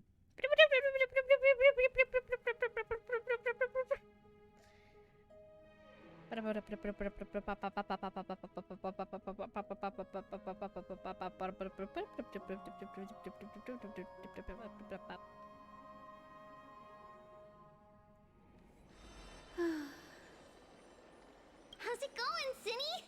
This place fits, doesn't it? It's a bit small, but the lighting is perfect. Thank you, Lady Treeby. With this, the Twilight Courtyard can be reborn in Akama. Do you like it here too, little Ika? It makes no. It's so bright here. Maybe you should rename it? How about Luminous Courtyard? Lady Treeby makes a good point. I don't want to say his other Twilight name Courtyard that the carries fandom the is long giving history of the descendants but of the like sky, and I'd like it to continue. anytime I look at him, I can't unsee that name. Right. How does the legend go again? Even Lady Treeby forgets things. We just haven't prepared lessons in a while now, so we're a bit rusty. Just give us some time and we'll remember. Ah! Now we remember. Kremnos and the Firmament. Volume 3, Section 5. With Celiosi, the Day Thunder Knight, striking down the Eye of Twilight, the divine war between Nikador and Aquila, which spanned centuries, came to an end. Thereafter, the Skyfolk gradually declined. Numerous sky fortresses were abandoned, and their descendants began to establish themselves on the land. Finally, those descended from Celiosi the Day Thunder Knight were welcomed by the scholars under Circes and established the Twilight Courtyard in the Grove. The historical records seem slightly at odds with our memories. But the details from that time have become somewhat hazy to us. Oh, I forgot. For Lady Treby, history is more than just words on a page. It's something you've personally lived through. Ah, it's so cute! Nika loves listening to the stories from the legends. I remember when I was younger, I used to adore unicorns and stuff like that. Be as awe-inspiring as the I'm not as interested in them as anymore, but they're still cute. That day will come. I believe it. Just keep growing. Lord Crediros?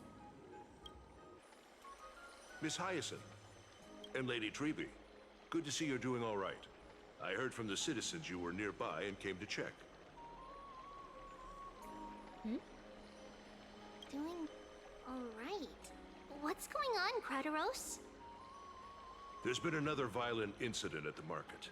A shop was smashed and looted. It's the third time this week. That's not good. How can this be? I always thought that with Lady Aglaia here, Akama would remain peaceful. That was true in the past. But these days, forgive my bluntness, her senses may not be as sharp as they once were. Aggie. In my opinion, malevolent forces have noticed the slack in the Golden Threads and are now plotting to exploit the opportunity. The Citizens' Assembly just wrapped up. Why is there still unrest? The Chrysos heirs won by only one vote, Lady Treby. From my years of experience, a narrow victory often walks hand in hand with unrest. Trouble! Miss Hyacinth! Trouble! Clementine! Take a breath. What's going on? Please! Something terrible has happened at Marmorial Palace! What is it, Doctor? Calm yourself and talk us through. Lady Aglaia! Oh, what? Wait, no! No! It's Lady Aglaia who's in trouble. No! We gotta go now, guys. We gotta go right now. I was trying to remember where that place was. Oh my god. Everyone's in trouble. Oh no. Buttons.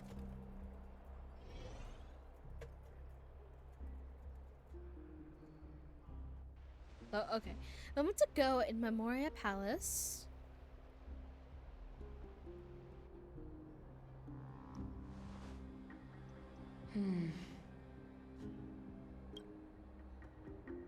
I still remember. This bath that overlooks the entire palace was built by the Council of Elders 900 years ago. Its purpose was to commemorate the first Flame Chase journey and to remember the heroes who made great sacrifices for Amphorius a millennium ago.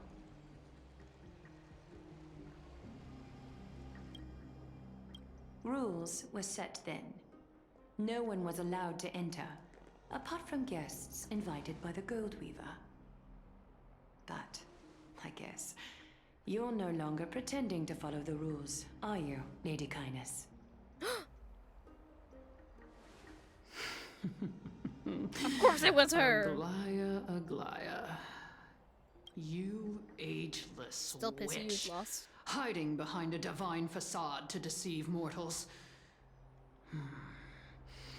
We've been far too kind with you.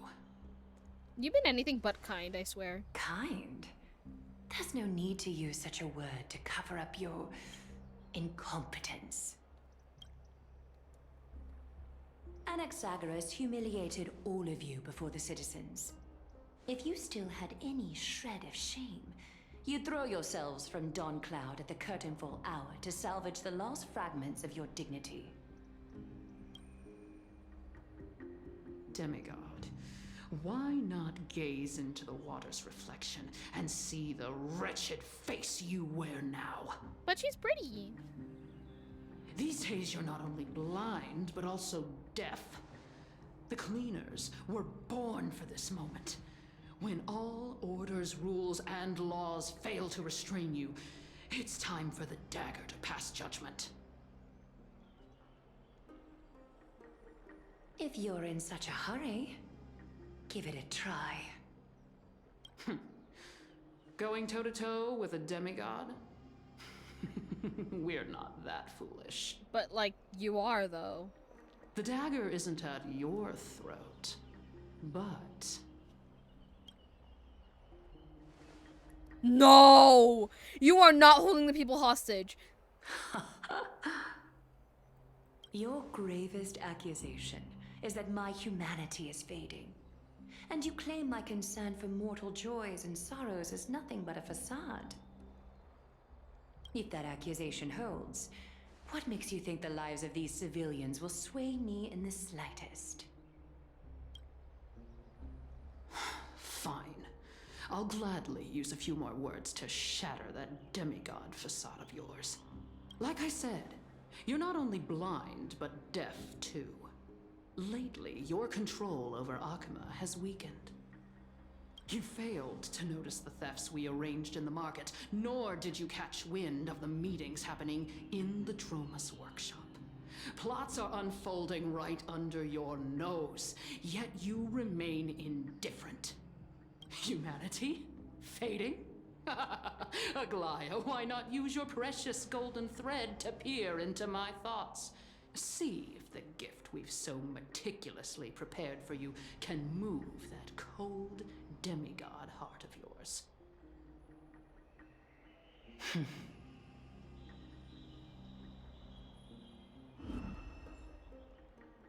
In this moment, I only regret not being more ruthless. Because your evil is beyond cure. You finally figured it out. You have grown dull. I've been holding that image in my mind this whole time to make sure you could see it clearly.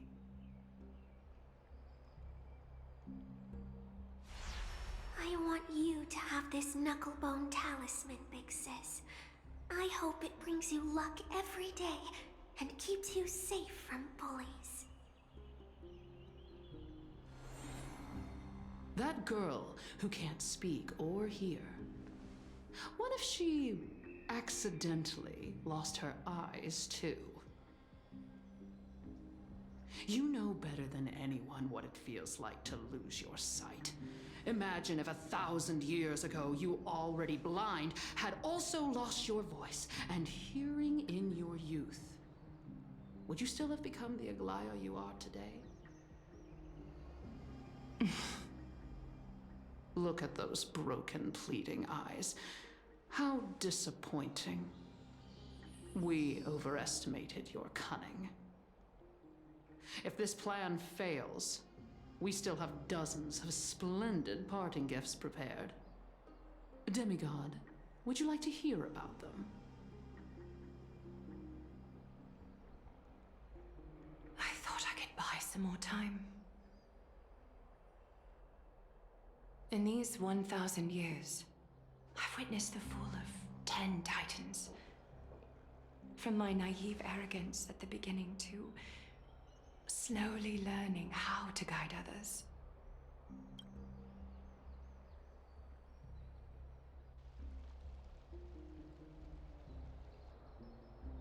Now, it's time to let go. I should be grateful. Grateful that I've reached this moment. To let my departure become a path for others to follow.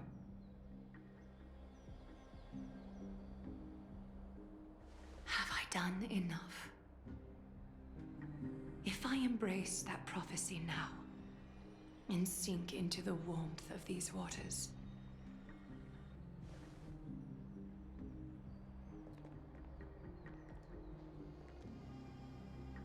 will the wandering wind stop to mourn me, Cyphra?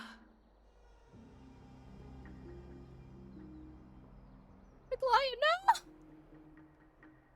Switching to Cypher POV.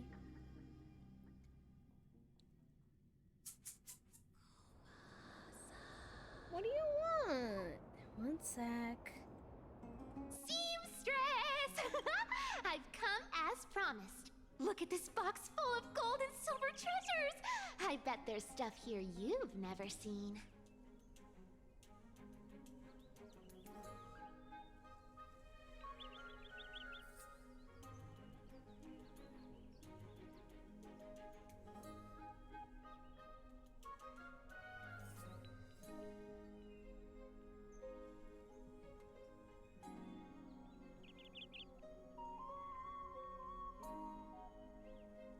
Apologies for that. Come on! As we agreed, I want to buy the most valuable clothes you have. Little thief! You've got some nerve, barging into my shop dressed in those tattered rags.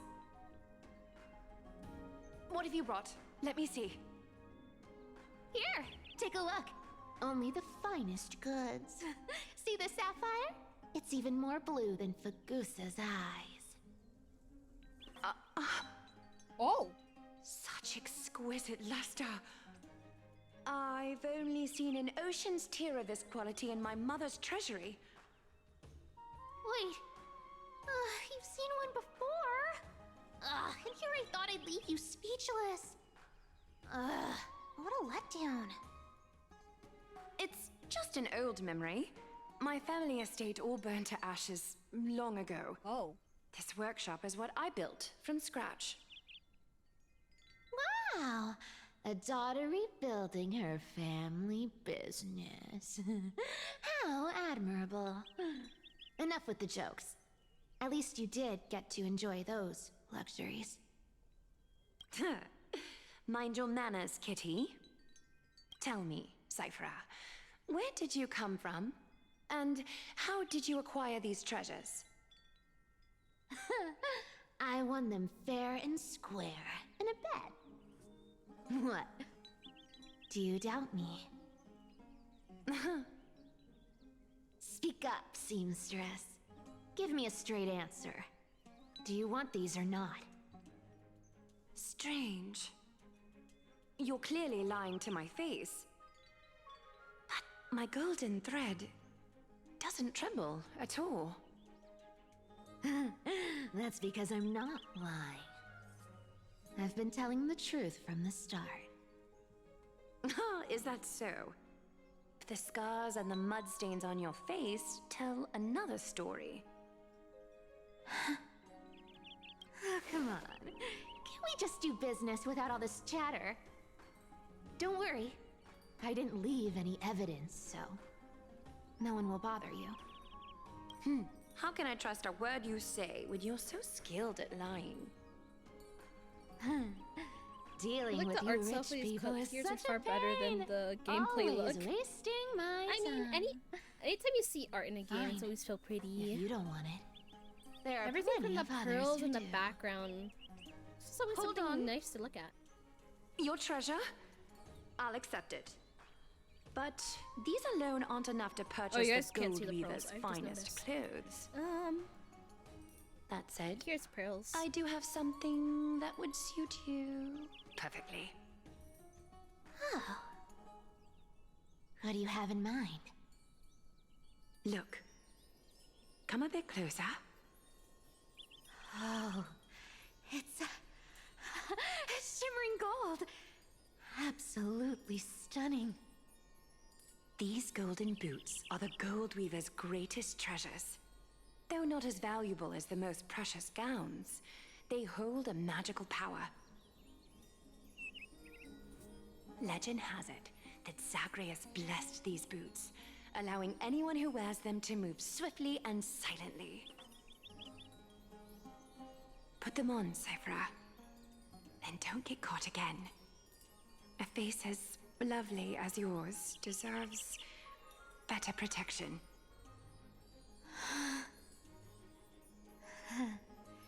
You rich folks just love sticking your noses in everything, don't you? Well, I'm taking these now, so don't get any second thoughts.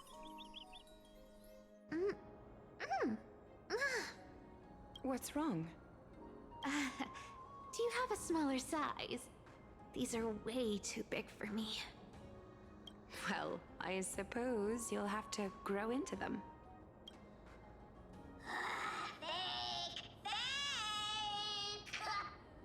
Do you have to interrupt me in the middle of my story? Fake? What's fake? Those boots definitely don't hold Zagreus' divine power. But they're pretty. Glorious is most cunning liar, and even you were fooled by a Glyad. Watch your mouth, or I'll feed you to the fish in the River of Souls. Weren't you curious how I got tangled up with that seamstress? Well, now you know. Satisfied?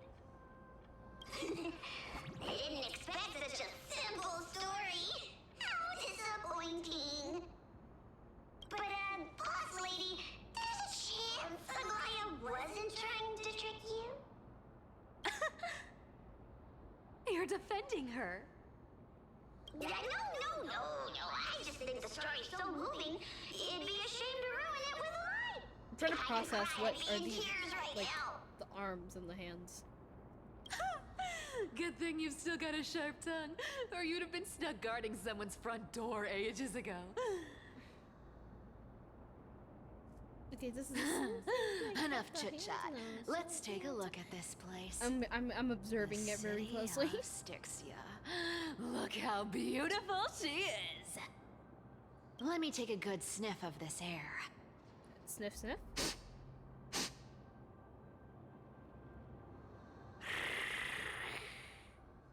This air, it's filled with the scent of treasure everywhere. Wonderful, just wonderful. Thanks to Castorus and Grey Mystery, the ancient city's barrier was finally dispelled. Now that I think about it, helping them was well worth it. Time for treasure hunting, Barto! Lead the way, and whatever we find, we'll split 80-20. Well, I have a suggestion. How about 70-30 instead? Listen closely. Do you hear that? The Gnawfish in the River of Souls are growling with hunger. 80-20 is. How generous you are, Boss Lady Cypher. Very generous. Anyway, what's with all this water? It's damp, cold, and miserable here. Ooh, the mighty demigod of trickery. Uneasy around water. Cause she's a cat. You wouldn't understand. The people of Dolos are talented in many ways. Just, not in swimming. Why don't we have a race? Long distance, sprint, or laps? Take your pick. What's got you so worked up? Relax. Who would have thought the fearless Lady Cypher was afraid of water? Cats hate getting wet. What's so hard to understand about that? Now, hurry up and figure out a way across, or I might have to reconsider our split. Don't rush me. Let me take a look around. Got it. Let's use that thing. Come on, follow me, boss lady. Not a good imitation. I'll play along. Let's see where this goes, Bartolos. Tell me, how did you hunt for treasure when I wasn't around, boss lady? Ooh, interesting. Was this device designed by priests of Ornyx? Do you think you can handle it? Don't underestimate me, boss. Just find a cozy dry corner and wait for me. Mission accomplished. Now you bad, but just a warning. If this thing fails while we're halfway through the water... Don't worry, trust me! For that sweet 20% cut of the loot, I'll make sure you're taken care of. Huh. This feels truly magical. When did you pick up this trick? Self-taught. We're here. Can we turn off this spotlight now? It's really blinding.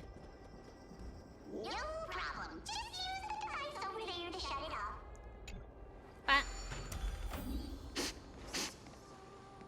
Scent of gold coins, gems, and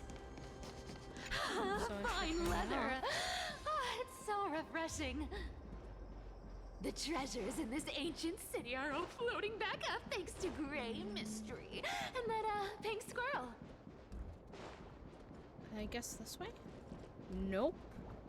Where am I? Oh, I'm very dumb.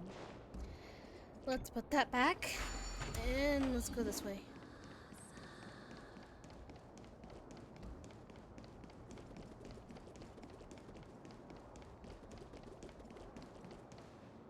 Yes.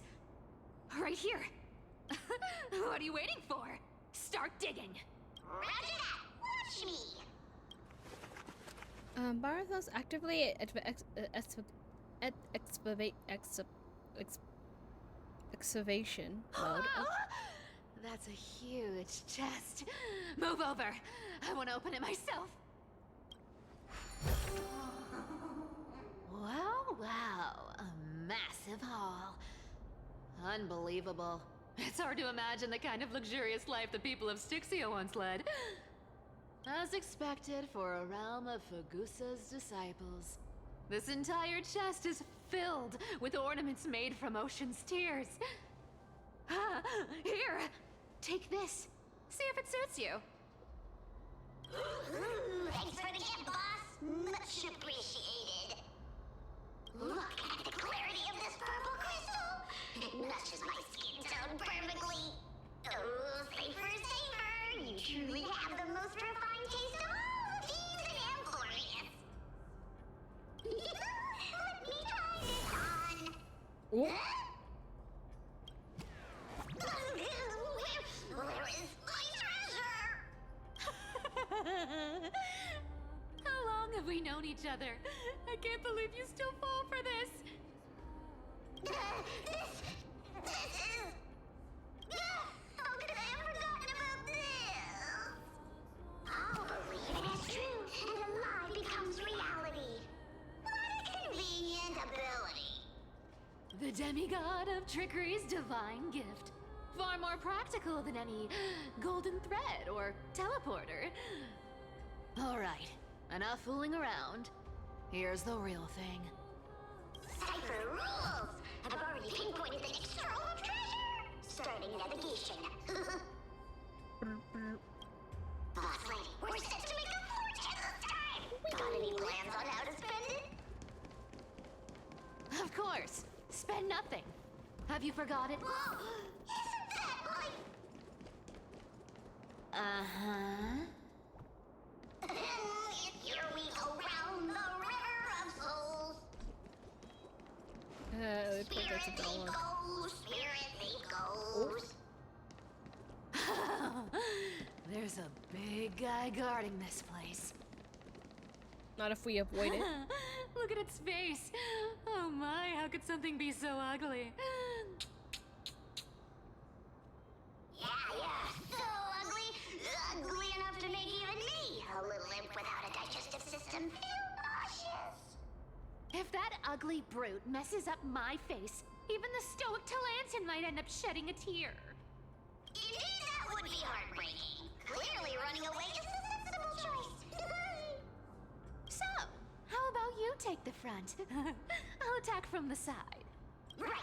Fleeing fits a rogue nature. Huh? He heard you. Boom.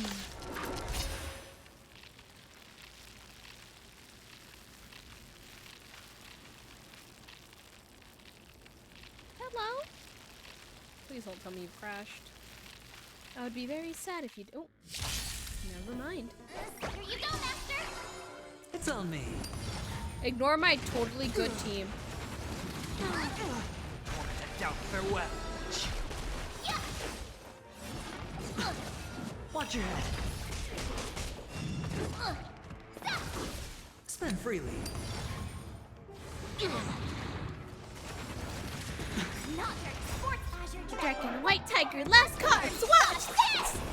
Serenity is before me. Watch over you. And guide you on your path. World cleansing dragon.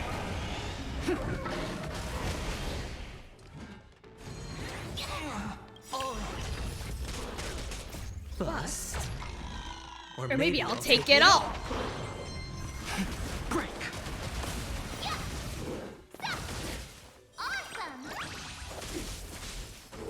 It's on me. No dirt. Watch your head. As a dragon, White Tiger, last card! Watch this! Doubt farewell.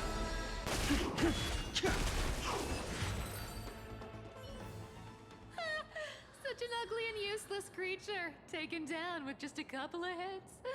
How boring. Hey, Bartolos, are you still alive? Give us a squeak if you are.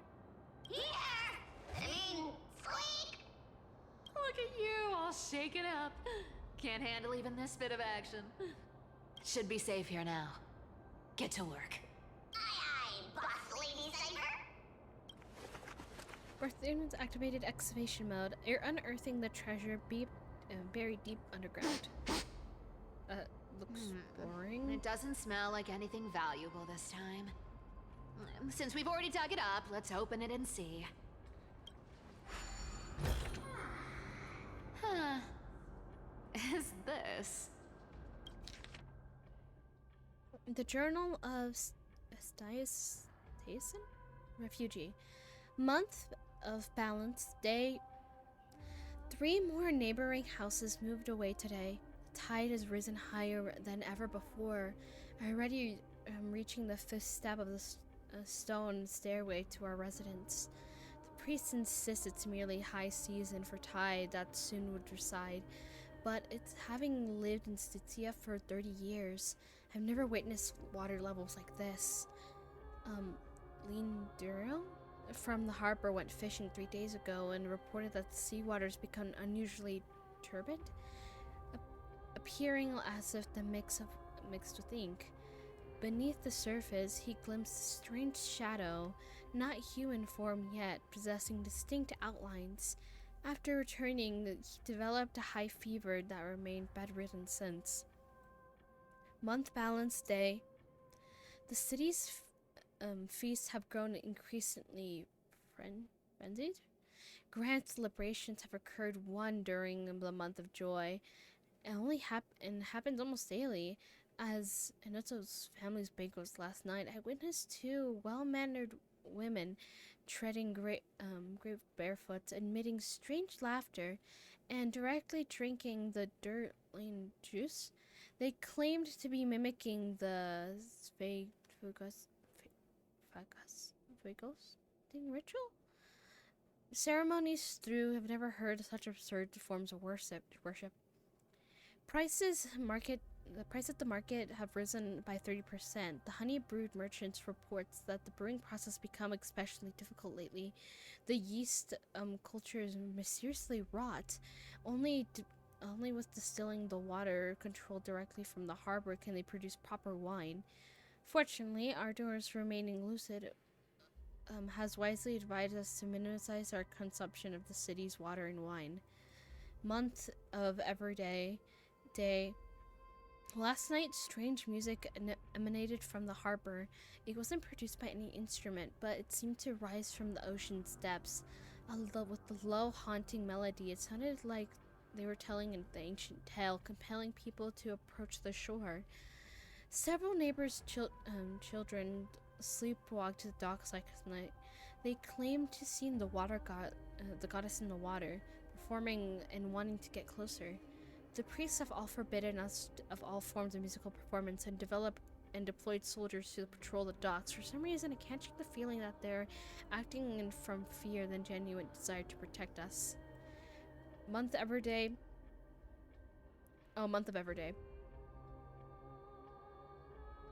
Today, I've met Nora, the Koth merchant at the market. She revealed the situation in our district was far more dire than we imagined.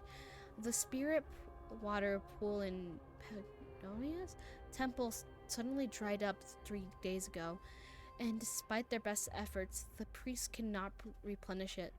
More alarming still, strange cracks have appeared on the walls behind the deity statue, forming patterns or scripts no one can decipher.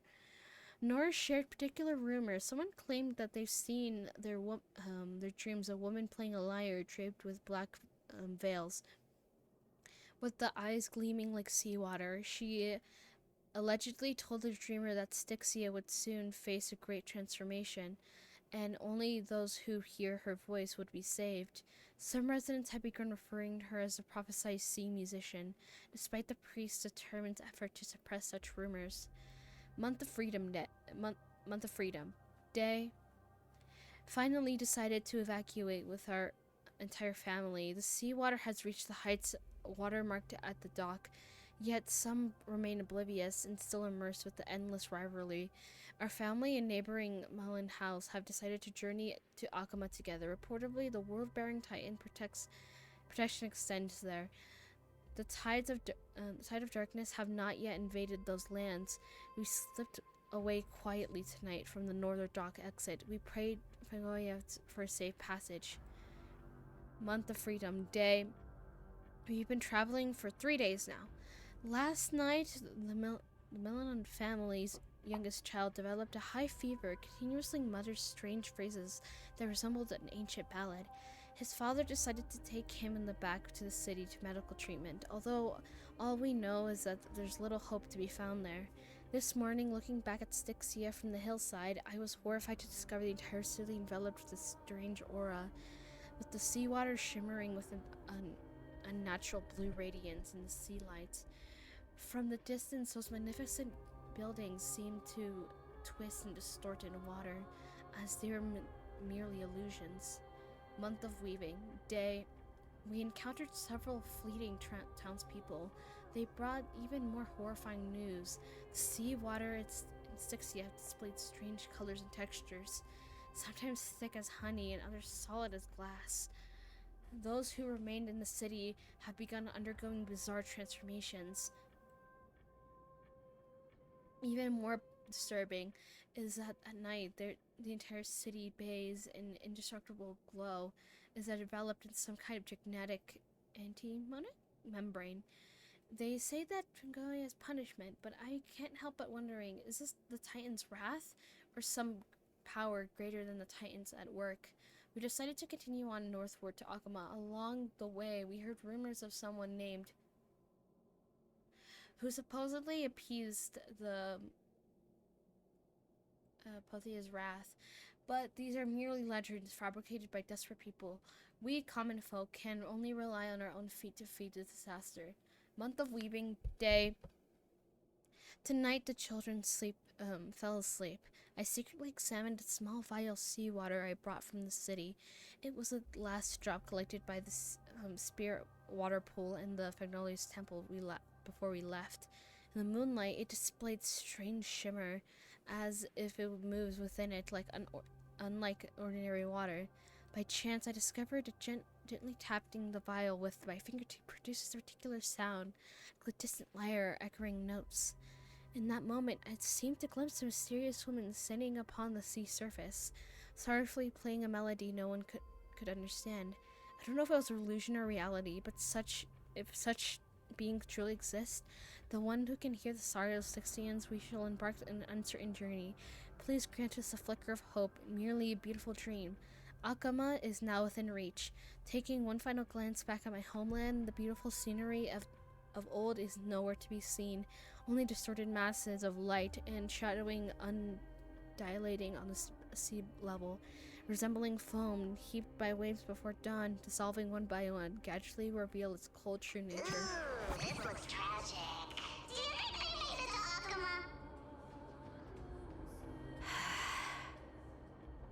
Probably not. I've never seen or heard of anyone from Styxia and Akama.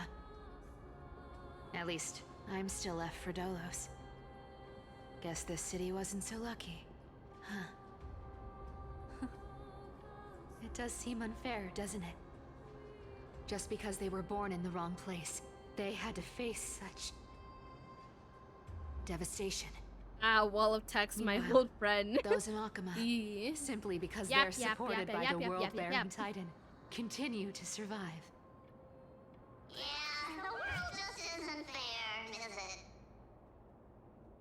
Speaking of the world-bearing Titan, Cypher, didn't you tell me once you used to be an apprentice at Kephal's priestly court? Huh. Did I? Yeah, you definitely told me, and I remember it clearly. Maybe it's been so long your memory's gotten a little fuzzy.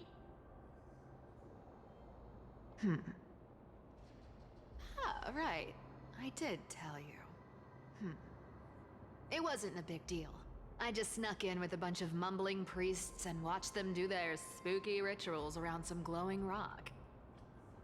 Honestly, I was only interested in the wallets of the old grandpas on the council back then. Don't remember much else. It's been what, nearly 1,000 years? Oh, I see. But you in a priest's robe? No, that's hard to picture. Who asked you to picture that? Besides, priest robes from 1,000 years ago were nothing like the ones today. Right. I didn't think about that. I was just curious if you ever overheard anything interesting from those priests. How ridiculous.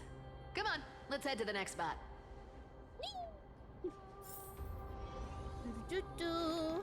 Poor March. Where did this roadblock come from? Magic. Ugh, this is so annoying. The treasure is right in front of us. Jump. Oh dear, we're stuck here. But I have a plan.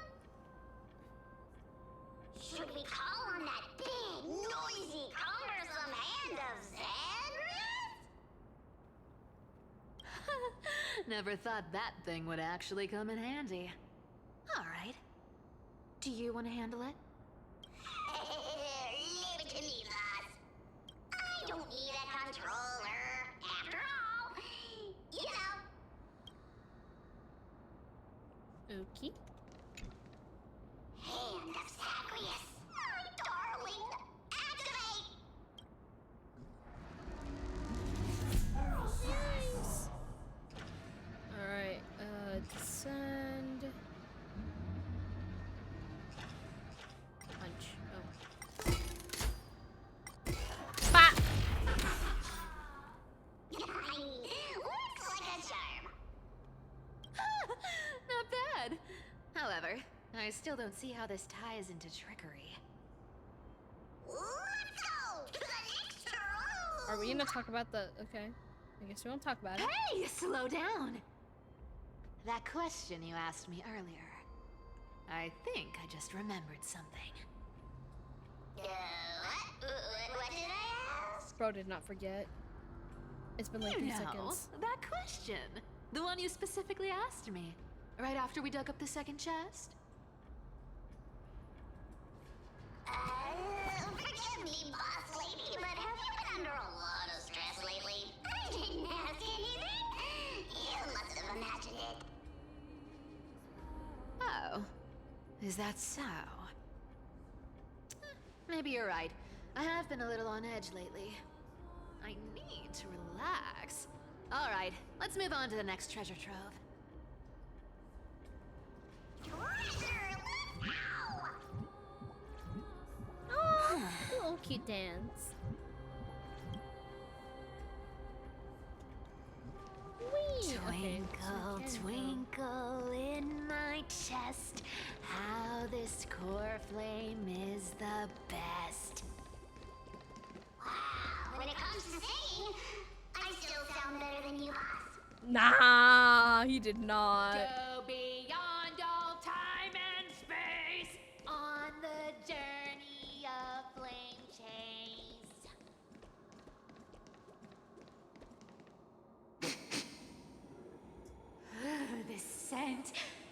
feels like something incredible is buried here. Incredible indeed! If even Boss Lady says so, how could I not be excited? Do I need to give instructions here? Get digging. Planetios activate the excavation mode, uncovering something hidden underneath the earth. Okay, I can do this. Oh, isn't this a golden scapegoat? Interesting. Looks like whoever buried this treasure wanted to play a little game with us. Oh, isn't there a myth about this thing? Those who feared fire became sheep. Those who did not became human. Sheep, humans, whatever. All I know is unlocking this gets us treasure. Here, this honor's all yours. Puzzles and tricks are right up my alley. Just leave it to little old me. Whee!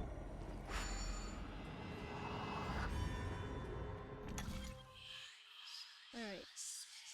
Okay, it just requires this. Bye-bye.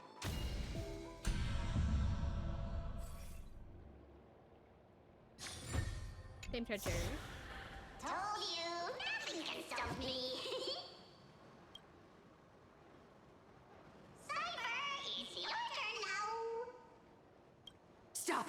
Stay there, and don't turn around. Huh? What do you mean? Turns around. I told you, don't move.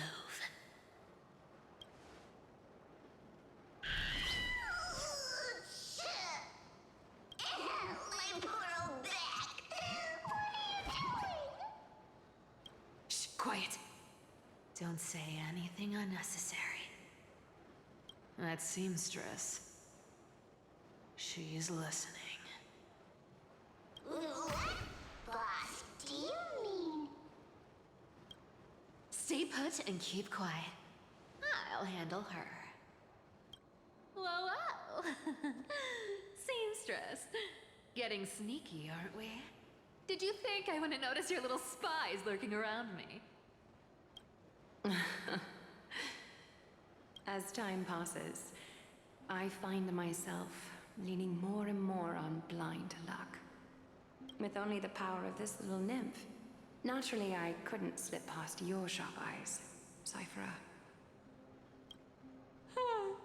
Even if you could fully control Bartolos's mind, I would still be able to see through your disguise. Aglaya. You've gone to such lengths to spy on my every move. What exactly are you after? I've told you before, you don't need me to succeed. Why don't you just let this go?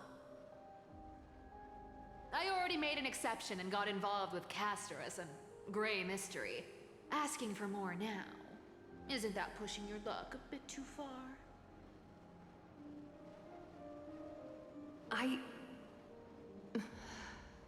Golden Beetle, yeah. I'm sorry, Cyphera.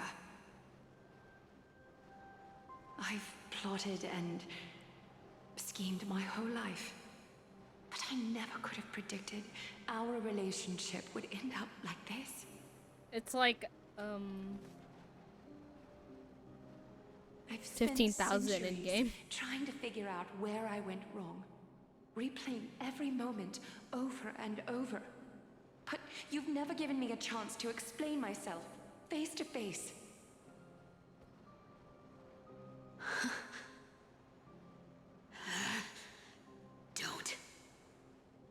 Don't talk to me like that. You know I can't take it.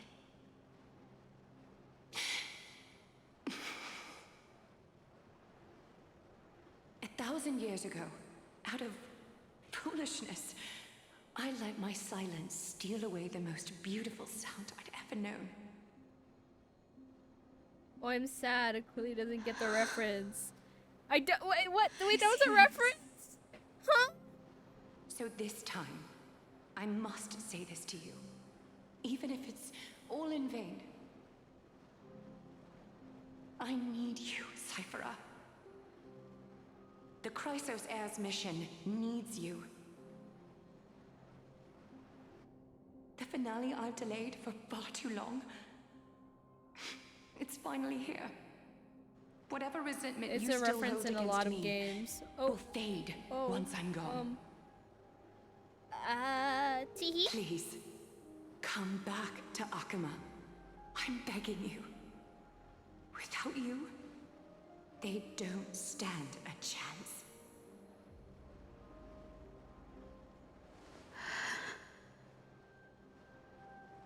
I'll think about it, seamstress.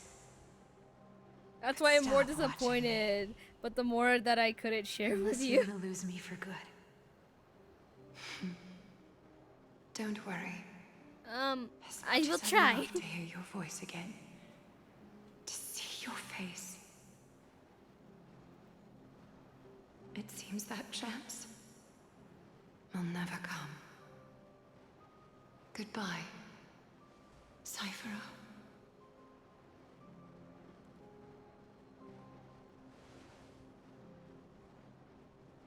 Goodbye, Aglaya.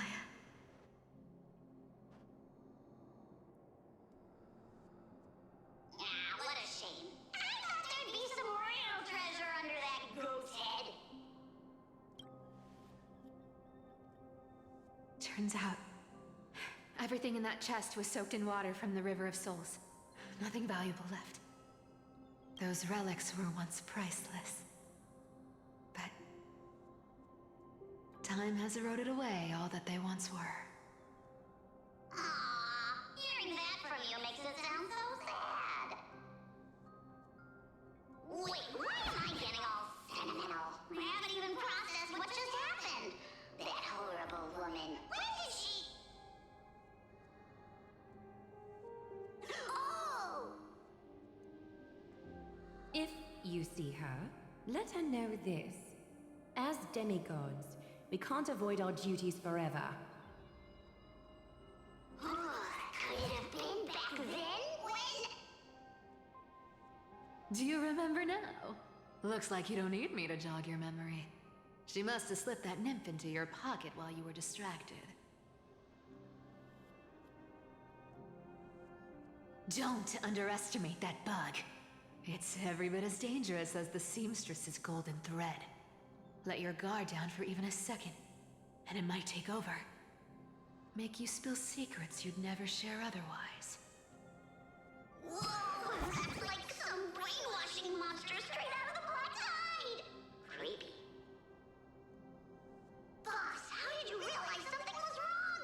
I'm curious. What exactly did that nymph make me say? Actually, it gave itself away very early on. Speaking of the world-bearing titan, Cypher, didn't you tell me once you used to be an apprentice at Kefali's priestly court? We've been partners in crime for 1,000 years. We've talked about everything there is to talk about. Except for that one experience at Dawncloud. I never told you about that. I absolutely wouldn't have shared that with anyone. But, boss lady, there's a chance Aglaya wasn't trying to trick you?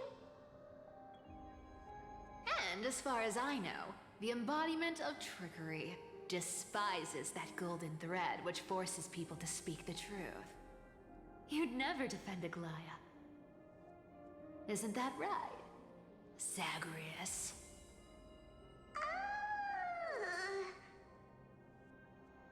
You have a terrifyingly sharp mind. After all, I'm the only one in the world who knows you're still alive. To make sure you survive the Titan trial, I had to fool the entire world. If you want to keep that lie from falling apart, you'd better keep playing your part in the days ahead. Even if it weren't for saving my worthless little life, I'd still walk through fire for Cypher without hesitation. You may have been reduced to this form, but you still haven't lost your way with words. Speaking of which, Cypher, you're not taking that wicked woman's words to heart, are you? Life's been pretty great lately. Why get into trouble now? Don't you think? Honestly, I've been thinking. Maybe a trip back now wouldn't be too bad. You're back again, Cyphera, your face. I need clothes. Anything. Just throw me something. A piece of cloth will do. Just enough to cover the wounds. I will pay back the amount I owe. I promise. You're bleeding golden blood. Yes, what about it? So what if I'm one of those Chrysosairs they talk about? Those infinitely strong heroes, world-renowned swordsmen, exceptionally intelligent scholars. Cyphera. Oh, I'm sorry to disappoint. Who knew that group of amazing people would include me?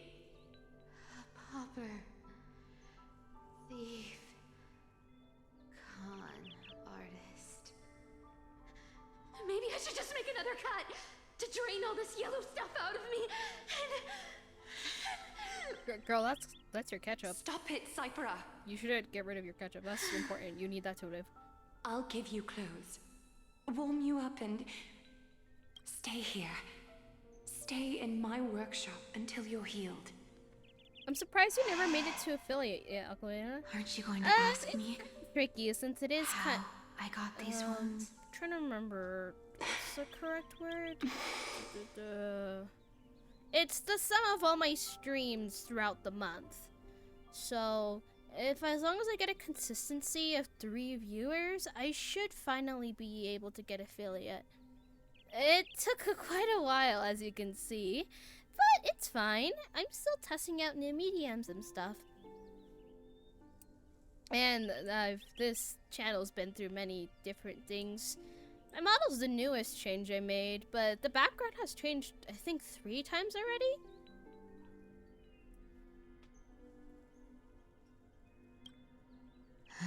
Or the overlay, I should say, specifically. Right. This one. What's the use? Darn, I'm one viewer. I missed the old awkward dude. Even your golden thread can be Oh fooled. no, my dead name! You want to If see you her that can't badly? verify the truth, why bother asking at all? Let me pull her up. There you go. Yes.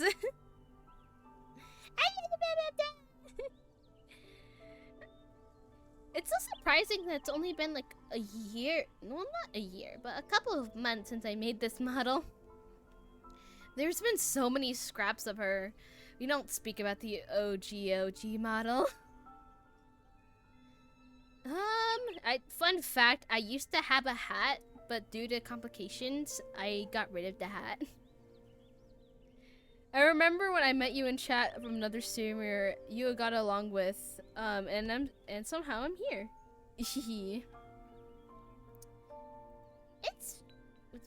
Huh? Sorry, I got sent something. I'm confused. Anyways, I can't always. I have very bad memories, surprisingly, even though I remember small details.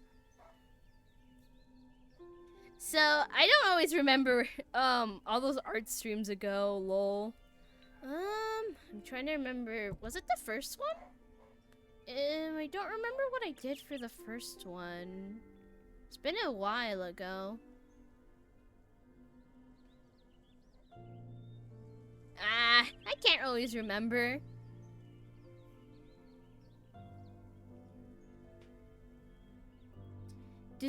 Okay, time to go back to your scheduled programmed self. My scheduled programmed self.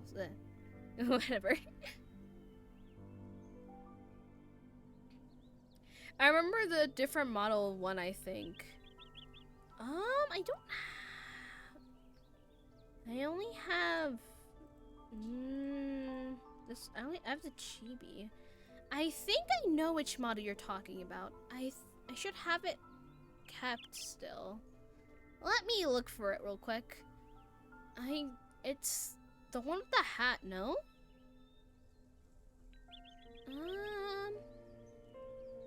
Let me see. I should have old models. Yeah, I think so. Let's see. It was like a while ago. Ah! I found it! It's been around for so long. I got the one you're speaking of. Okay. Actually, let's open link. There you go. Change this thingy-mabobber to, I think it should be this one. Yeah! Alright. Well, the one with the hat. This one you're talking about, right?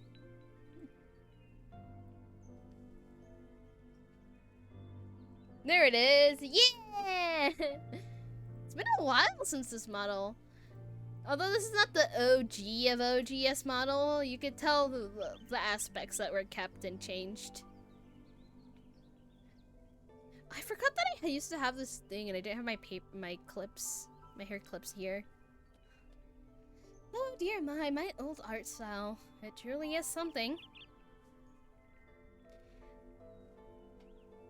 But it makes it adorable. I should have my old model somewhere. Let me find it.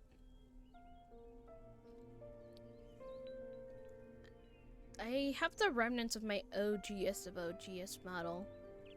I can't really remember when I made alts.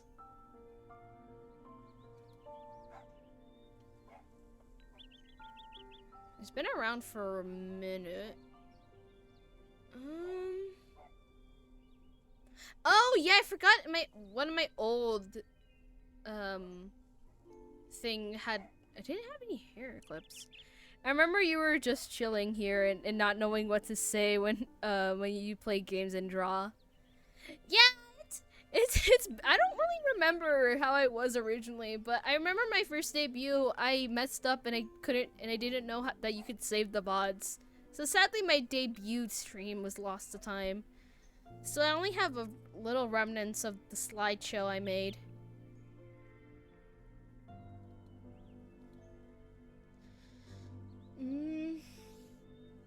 Where is that thing? Should be somewhere. Can't find it. Well, I have it somewhere. Randomly across your channel after meeting the Cinnamon Roll channel, which since rebranded. Cinnamon Roll.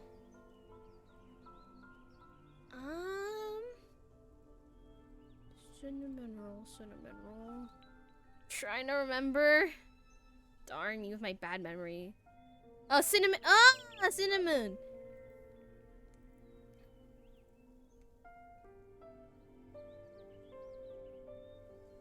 I'm trying to remember. Is that their new rebrand or did they go by a different name? Names. I have to remember. I forgot.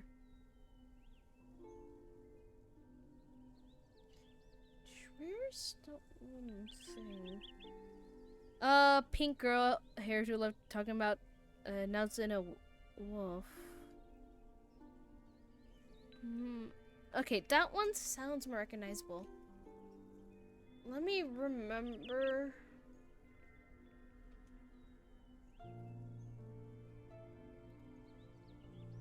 Ah! Okay, I remember now. I remember. Yeah! I see them from time to time. Although I personally never talked to the person, they're a lovely streamer.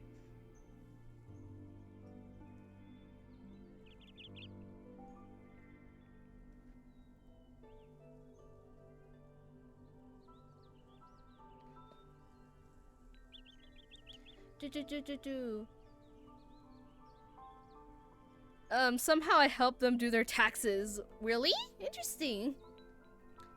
Let's see. Old model should have.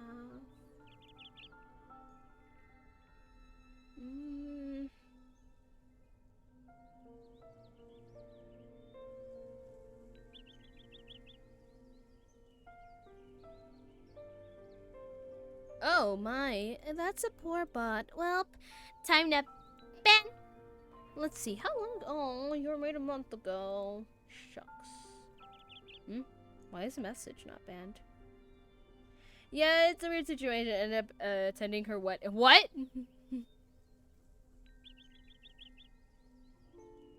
Interesting. I did not know that.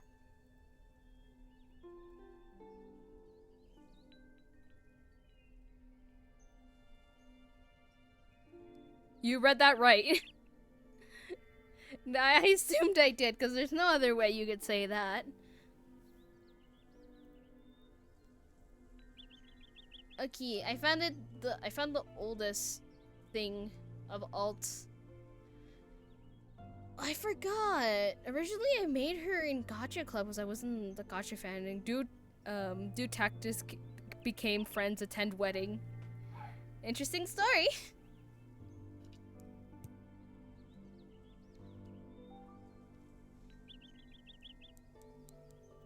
Yeah, I remember her old model. Damn, I did not know how body proportions worked back then. Alright, enough looking at old alt. Boo, Lord. I don't need to ask. Nor do I need to use the golden thread. The internet is an interesting place. Everything you do is for survival, at all costs. Stay here. You won't have to deal with the cold or go hungry again. Stay by my side. Then you can start putting yourself back I'm not gonna share OG alt. How sad. Aren't you? Fine, I'll grab it. I'll ruin this place's reputation. Or that I might sneak off with your precious clothes and sell them. Should be here somewhere. If I grab it correctly. Surprisingly, even though Alt is the face of this channel, she wasn't the first OC made. Can I not make this bigger?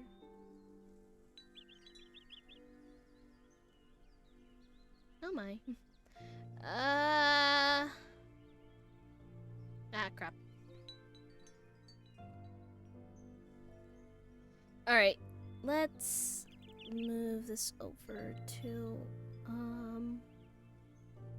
should be, okay, what if here, oops, whoops, struggling. Alright, this is the most OG of the OG I could find, okay, why is it not letting me show,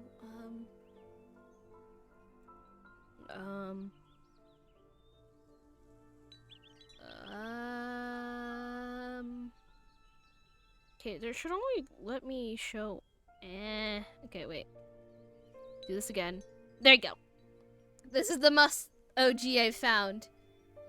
Back then I wanted to pursue more animation. Ooh, I want to pursue animation. You're doing better than I would. I suck at streaming. You learn. That's familiar. I wonder. A lot of things changed, but we still have the classic halo and wings and horns and tail and stuff.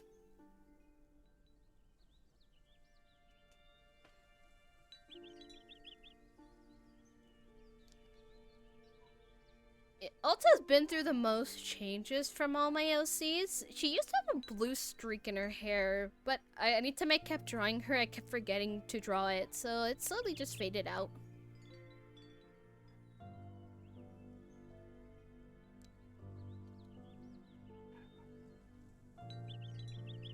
And now we have the alt, you know, now, and I keep drawing her endlessly. I could probably draw her from memory at this point. I wouldn't have invited you if I were worried about those things. You're weird, seamstress. You know. Ah, yes, the design they say changes. a child That who happens often naturally. lies remains a liar for life.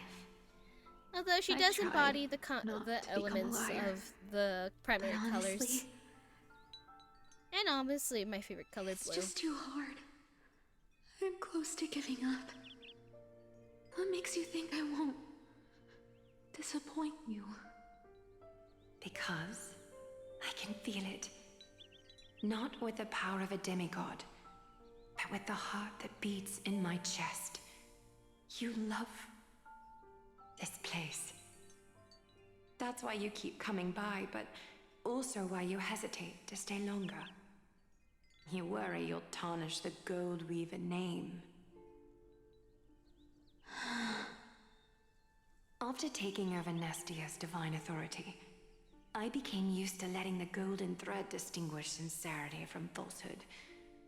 However, the mission I need to complete requires me to learn to trust and rely on my heart. I love yellow, but Blue Jay always were around me, so I chose those as my little mascot. Oh, cute! Yeah. Obviously, Alt is a creation I've made all on my own. She went through several changes. Technically, if we go back to the most OGest of alts, which was my persona myself, I did used to have ears and a tail. Anyway, I'm never beating those allegations of being a furry. I used to have it, but I also had just more bluer hair. But I changed it to this. I don't really remember why I changed it, I just did. And obviously my little pair hears actually exist. He's precious, and I just made his design different. But he still embodies the elements of a polar bear being eaten by a frog alive. I mean, who said that? Cyphera, you're an honest thing I've given to this world. And also a challenge the world has given to me. Stay here with me. You have a beautiful face that deserves better than to be covered in scars and grime. I was in Drama Club, but I can at least dodge the furry allegations. I will never dodge them, I swear. Anytime anyone else comes to stream, I keep getting thrown that I'm a furry.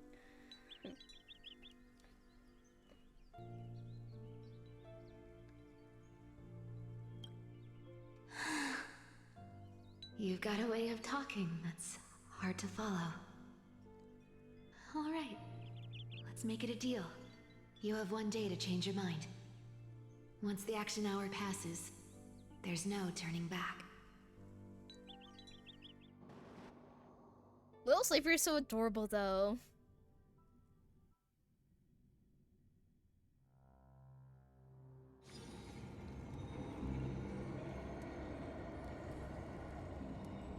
These folks in black are not responding to my provocations, nor they seem intent on fighting.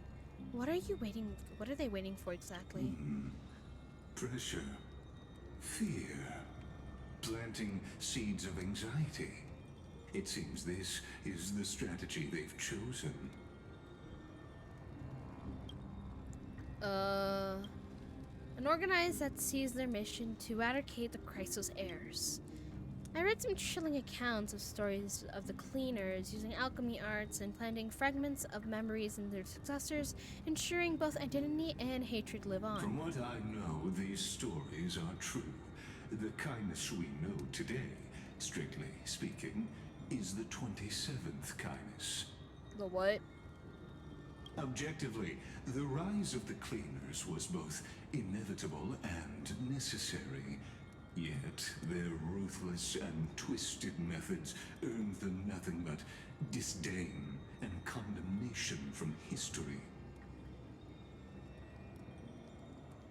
I want to say this with a certain grin and with a joking tone.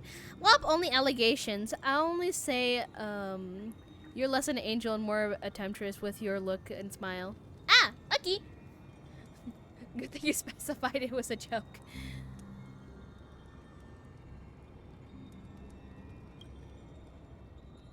And still, they endure an organization that persists through time and now working tirelessly to extract the Flame Chase journey. Now you can ban me, haha. Welp, as punishment of your crimes, I shall ban you from my chat. Bam! You're now banned. They're truly terrifying of an era nova the Crisis heirs strive for. Even in these crumbling end times, there are always those who find ways to profit from the chaos.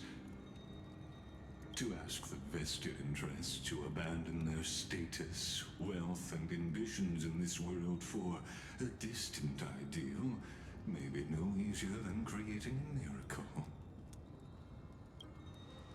I wonder where Alt is now.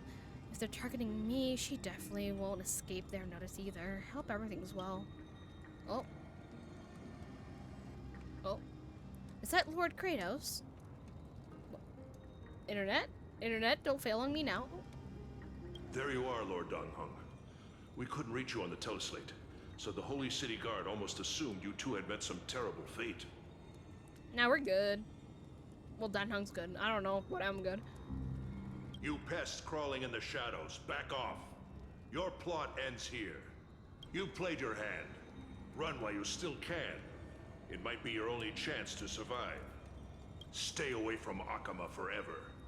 If you set foot there again, the fury of its people will tear you apart. Because Aglaya is dead, and in the eyes of the Holy City citizens, her blood is on your hands. Aglaya, the crisis heir of Akama, demigod of romance, and the leader of the Flame Chase journey. As a weaver, she personally threatens the Needle, gathers heroes in the world to embark on once more, and I can't read the rest of that. Oh. Well, looks like they're taken care of. Oh, most of them. Looks like she was wrong about you. Uh-huh. She? Are you talking about the mastermind behind all of this? Well, she thought you were weak. She believed that even when you were facing the evil that you claimed to oppose, you'd hesitate to strike. Well, we didn't. Misinterpreting mercy for weakness shows how arrogant and foolish your master is. They're still alive. With proper care, they'll pull through in a few days. But I must warn you. I haven't fought a human in ages. I can't guarantee I'll always be able to hold back. They're lucky they're still alive. If you feel as lucky as they are, try me. Bro, you sound so cool right now. Ainon is seriously upset. I'm aware. Out of here. Don't show your face around us again. If your master wants to stop the Flame Chase journey, she'd better bring an army that makes Kremnos at its peak look like child's play. I've said it more than once, Lord Finan. We're not here to start a fight. But then what are you here for? We came only to ensure you weren't anywhere else. What? I can't wait for the one-liner stream when I do what I do with a friend going to say, I met this angel, I didn't even realize I have to go to heaven, and she just played Robot. Until next time. Shush. Are you okay?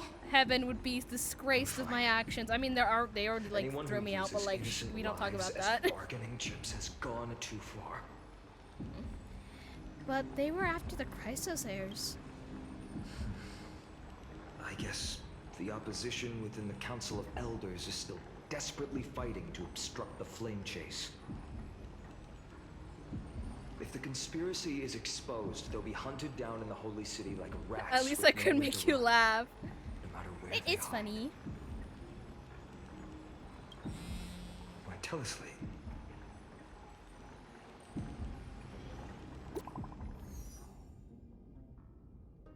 Message. Global announcement. Due to force majesty, the World Wide Web operations will be suspended temporarily. Please stay calm and remain in your homes. What's going on?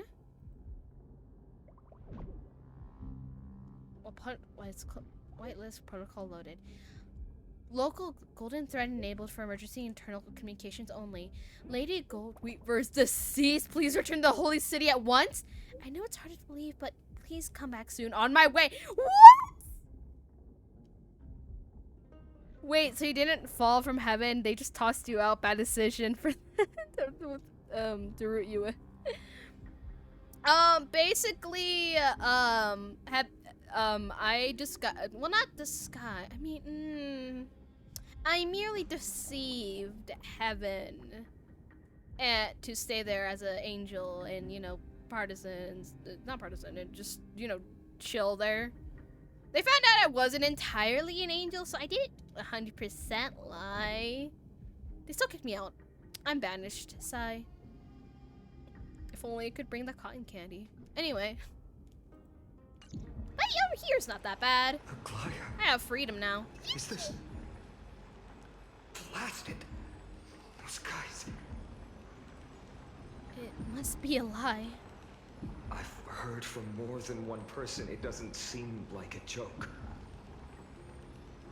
Stay calm. This could just be one of her schemes. I won't believe it until I see it for myself. Fainan, what should we do now? Murder. I mean, who said that? Stay on course. I'll contact Treeby and ask her to keep the citizens calm. We'll hurry back to Akama as fast as possible and assess the situation in the city. If we run into any enemies along the way, I won't be merciful this time.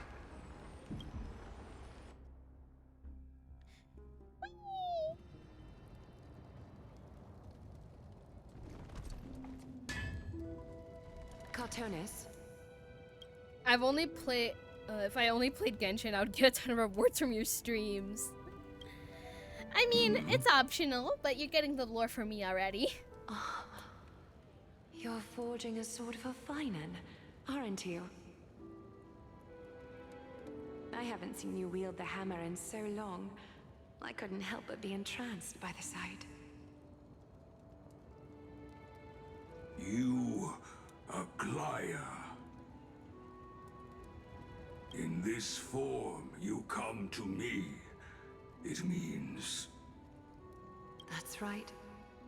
At this moment, my physical form is already shattered. My journey as a human in this world has come to an end. Why they kill my queen? It's time to fulfill our pact. Of course. No, I have like 800 pulls from all the gacha watching from you. The thing I entrusted to you. You shall forever gamble. Far too plain this vessel is. Not worthy of you. Do you still insist? I insist. Over the past 1,000 years, every piece of fabric I've worked with has been tainted by my cold divinity. It's made me hate their colors, texture, and scent. This ornament stands apart. It was a gift from a child. She was pure and kind. I often wished my childhood could have been like hers. How to say goodbye to everyone? Have you already planned? I'm afraid there's no such detailed plan this time. I deeply regret not being able to say farewell to them, one by one. The moment has come. My departure will give them one less thing to worry about. This parting gift should help ease the regret of such a sudden goodbye.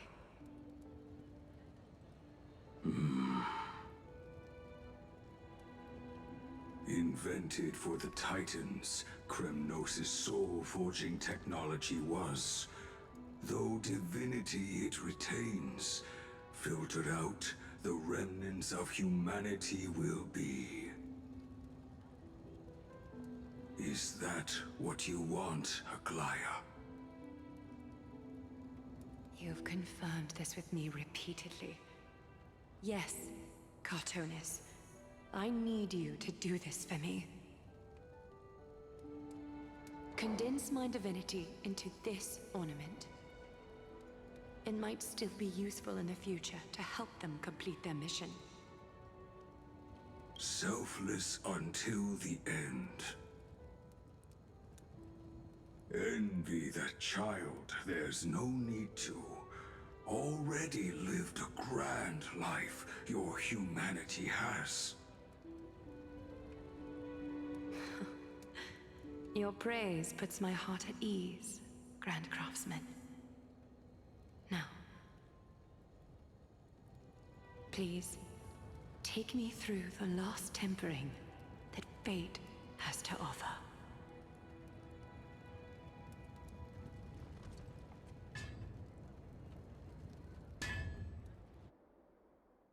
I see. The crisis airs with. Oh, okay. I'm not allowed to speak. The city is silent. And tension is building with every passing second. The news is probably spread by now. Every household is locked up tight. And all the market stalls have closed down temporarily.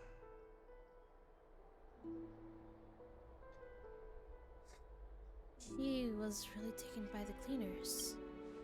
I can't imagine how she could have been taken down by a handful of assassins. Unless it's all a part of her plan. If this is all part of a larger plan, Treby must know something. She just couldn't say it in the message. I don't think... Let's go find her.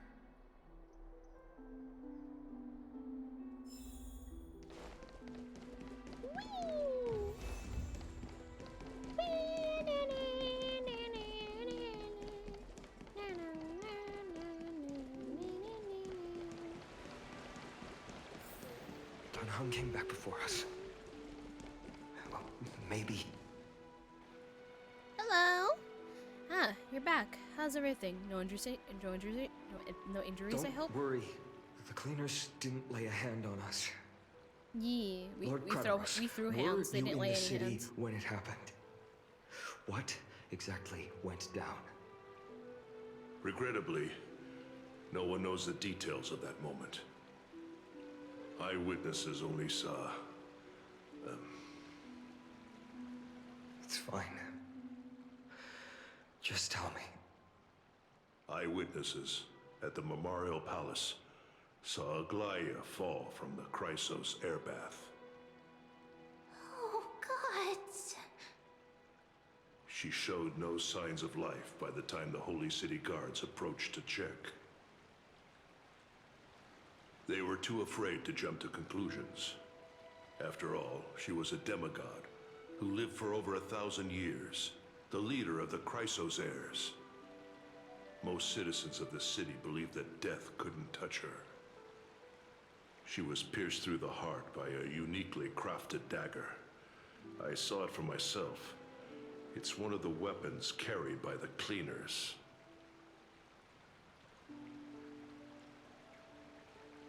Why didn't she go after us? I also don't understand. This doesn't add up.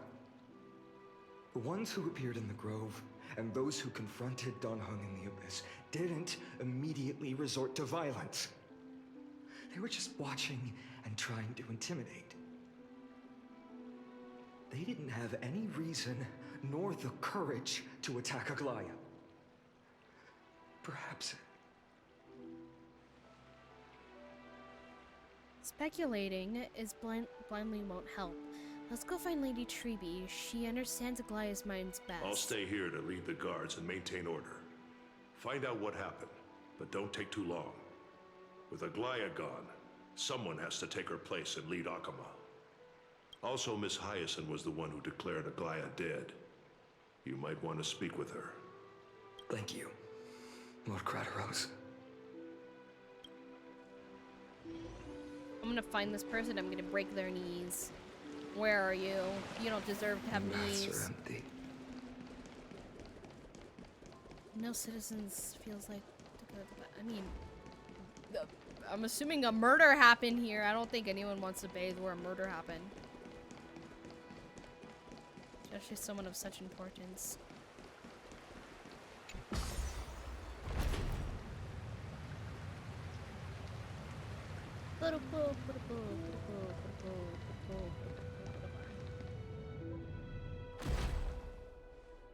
Hyacinth. You're back. We heard from Kratos. Are you alright? I'm fine. I've been staying close to Lady Treby and Lady Trinan after the incident. It's great that you could come back so quickly. They need someone with them now. How are the two of them holding up? Not well. After all, we witnessed Lady Aglaya's last moments. I tried to treat her immediately, but even the sky's blessings. Declaring her death was the hardest thing I've ever had to do as a doctor. Lord Finan, don't push yourself. You're carrying a heavier burden now. Please, don't fall. It's fine. I can handle it. What I've lost is a mentor and a comrade in arms. But for Treby and Trinan, they've lost a 1,000-year-old bond. Like they're losing a part of their lives.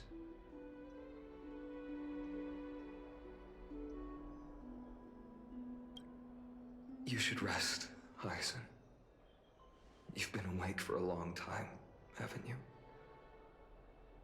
We'll handle things from here. Okay. See you later, everyone. Next, we should visit Lady Treby. This game is not gonna make me cry. This game's not gonna make me cry. This game's not gonna make me cry. This game's not gonna.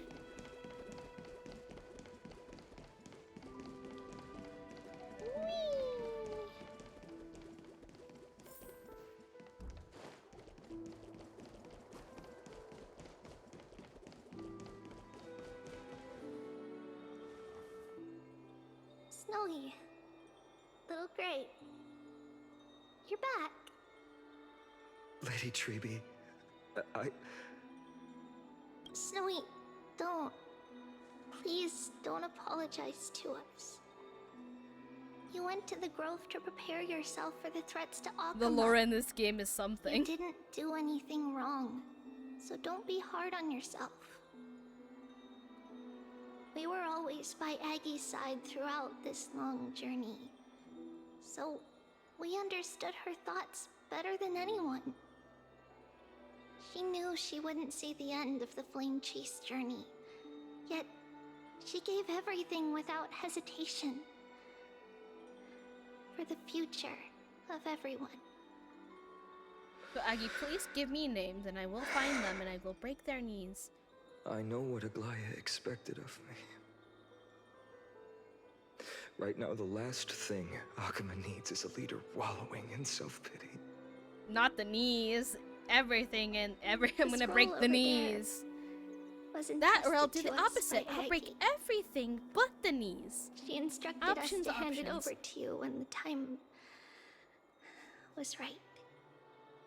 I think now's the right time. We need to give them concrete shoes.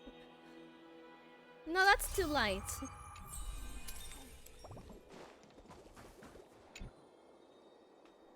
Finan. Also, I do not condone my violence. humble student, my trusted colleague. As I write this, you are locked in a battle of words with the Council of Elders, fighting for the survival of the Flame Chase journey on a battlefield where the smoke of war is invisible. I deeply regret and feel guilty Do you know what for concrete hastily shoes are? pushing you and the Shoes made Trailblazer of into the concrete, debate. no? But please forgive me. At that moment, I could not afford to show any No? sign of weakness before you. Oh, is it As where I would have you crushed put your your morale. feet into concrete until it's a term? I considered the Oh. debate a routine affair, Um, assuming I could win. I totally with know you with that. the support and experience we'd accumulated over centuries. But I underestimated Kindness and her party's cunning, and also the deterioration of my own senses. It's what the mafia The gives trap you in the was river. likely set Ah, by the debater okay. Halictus. He had prepared a severed golden thread So you in stay at the advance, bottom. revealing it to Okay, the okay. public when Kindness was faltering in the debate. He claimed I was reading everyone's thoughts with the golden thread. I recommend to breaking cheat the news in first, the then we can debate. do that. I could have countered that low tactic in 100 ways. Just in case. But Just my for words safe measure. slipped out before I could even think about them. With deceitful scoundrels like you in the crowd, I have no choice but to rely on the golden thread to keep watch over everything in this holy city. You can imagine the reaction that comment provoked. At that moment, I felt my time was running short. The divinity in this body might be eternal, but that is not the essence of me. I am a daughter of humanity, born of my mother, and I will die as a human. Realizing that my humanity was fading, I began to plan my exit. What kind of departure would not waste such a belated death? I have yet to find the ideal answer. You're so But innocent, I never knew change. I couldn't simply Aki! fade away in my sleep like anyone else. The serpents have always lurked in the darkness, terrified of their heads being cut off by the golden thread. If my departure were to be calm and uneventful, it would only lead to a swarm of those serpents emerging from their nests. Regrettably, a peaceful death is a luxury I cannot afford. I must feign weakness deliberately to make those serpents lose patience and act rashly. Just as they think they've struck and sunk their fangs into my heels, that's when I'll strike back, igniting the final blaze to burn away the threats hidden in the shadows. The blaze soaring into the sky might sow fear and confusion, but I have no worries about people losing their way. After all, Alchema still has you to guide them, Finan. You're not perfect, Finan. I've witnessed your confusion, recklessness, and deep sensitivity, dawn after dawn. The heavy burdens of your past have always weighed you down, inflicting deep pain. Yet, in your way, you are perfect. You embrace everyone's imperfections, always ready to find the precious qualities hidden beneath their rough exteriors. Unconditionally. That might be what sets our Sky Father Kefili apart from other deities. They recognize the imperfections in their creations, yet still choose to shine their light on them, offering protection with unconditional love. Finan, while you zealously pursued strife, believing it to be your destined path, from the very beginning, my thoughts have never changed. You are the destined world-bearer of Amphorius, the gate to Amphorius's future.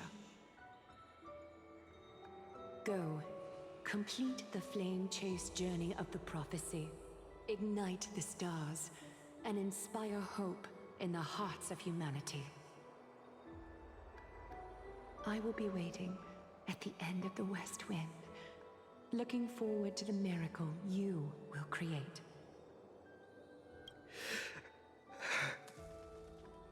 Aglaya, how could I possibly be worthy of the burning torch you've passed into my hands?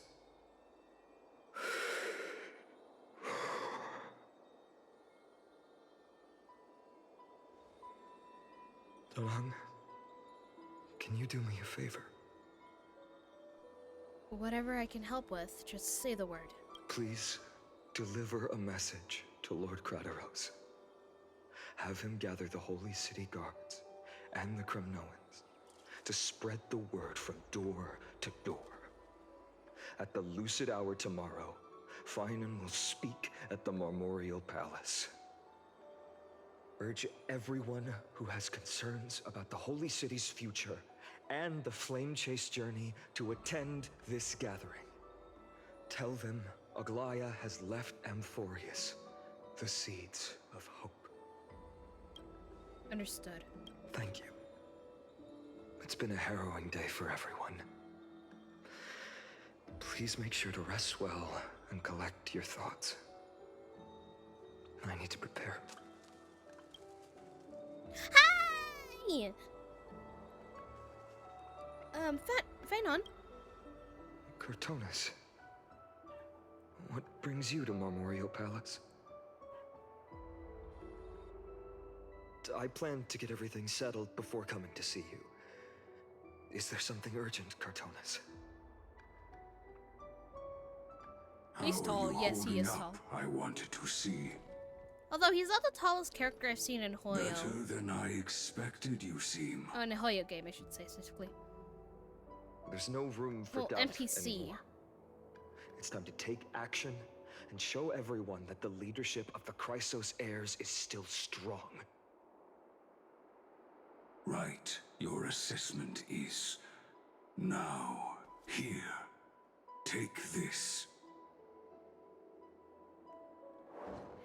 6 feet versus 5'9". Nah. You've completed it. Dawnmaker. The name I've chosen for it. Before dawn, prepare for battle. For tomorrow, wield your sword. Befits your stature, it does. Chrysos heir. Dawnmaker. Unbelievable.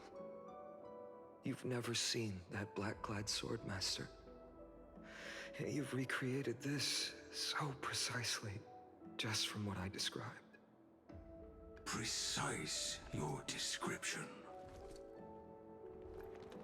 Imbued it with the power of dawn I already have. Guided by your will, gleam with golden flames, its blade will. Wield it, may triumph always be yours. Thank you, Cortonis. I will use this sword to protect the beings of Amphorius. Another thing there is. What's this? Ooh. Stored here, the remnants of Aglaya's divinity are. This was her commission. Her death she had long foreseen. Can she still hear us? It's difficult to confirm. About divinity, we know very little. In this way, she wanted to be with you. Always. I understand. Let me keep it. With this, I'll have another constant companion by my side. May this world never have need for a deliverer. Someone told me long ago. But when the world dashed her hopes and fell into disarray, if she could see me now, leading from the front, rallying people against their destiny. She would surely smile.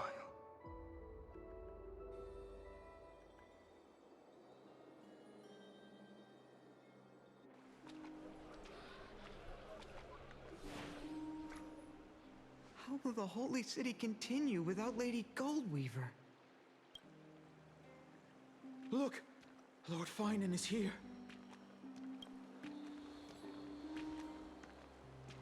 Will he step up to lead Akama? I mean, kind of has to. Not long ago, I spoke at the Citizens' Assembly at Dawncloud. I wrestled with every word, searching for the right ones to rally support and keep the Chrysos Heir's flame chase alive. In the end, I remembered a lesson from one of my teachers. In battles where words are weapons, outrage and blind passion often overpower reason. I followed his strategy. I painted my opponents as nothing more than pests, tore apart their character, and laid out their crimes. The strategy worked. I secured enough votes to achieve my goal, but afterward, there wasn't even a flicker of joy. I realized that apparent victory masked a deeper failure. In my pursuit of success, I fueled division and strayed far from my very purpose that led me to the Flame Chase journey. This journey was supposed to unify, not divide, to strengthen us, not weaken us. It was the gold thread that mended our rifts in the past. Some saw it as a means of surveillance, a tool of control. But no one can deny that it was Aglaya who held this city and even this shattered world together. Now she is gone. Yes, as you have heard, the demigod Aglaya, who guarded the holy city for a millennium, has indeed fallen.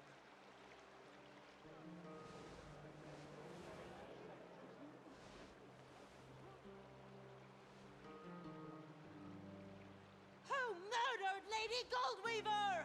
That is some information I will tell you right now. Make them pay!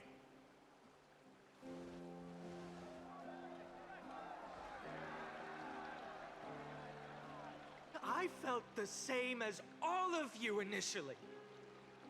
I wanted to stand here beside you, to condemn the sinners, to discuss retribution, and to see justice brought down upon them.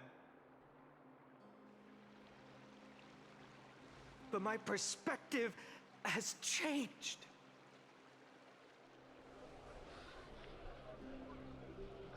The golden threads that once bound this city have unraveled.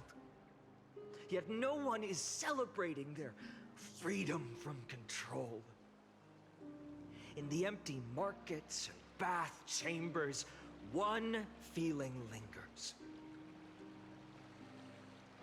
Unease.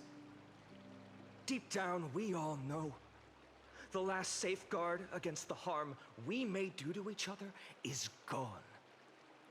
No divine power will protect us from the malice in our hearts. From now on, only the moral code we choose to uphold for ourselves will stand between us and the abyss. Finan has a way with words. Be quiet and listen carefully. There's something special about the man's letters. If it were up to me, I could do it too. You think highly of yourself, don't you? I don't really. The Flame Chase journey.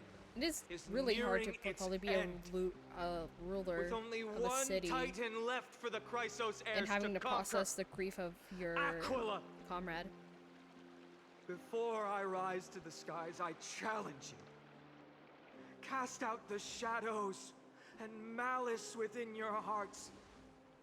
Let your spirit shine brighter than the sky itself. Let me bear witness. Even without the divine authority of romance, Akuma will remain a sanctuary in these end times. A place for the kind people Aglaya dreamed of. The kind of people foretold in prophecy. A better people! Better people!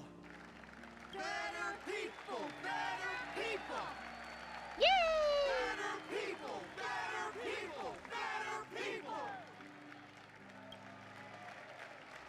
I appreciate your willingness to accept the challenge. You have reminded me that Aglaya left me perhaps the simplest duty in the world. To bear the burden of creation, I need only to give one thing. It's a gift she once gave me without hesitation, and now I share it with each of you. Unshakable faith. There's still a long way to go before Amphorius is reborn. But we will not forget the past as we move forward. For the memories of Amphorius will always benefit future generations. Allow me this moment. I want to borrow a few minutes of your time to commemorate a demigod who protected the Holy City for a millennium. She was Akuma's dressmaker, the leader of the Chrysos heirs, the Gold Weaver, Aglaya. I'm scared. And Why is it cut? Why is it cut off greatest right there? feat Oh. was being a selfless person. Anytime there's like a cutoff point, I'm like, please don't tell me something bad's gonna happen.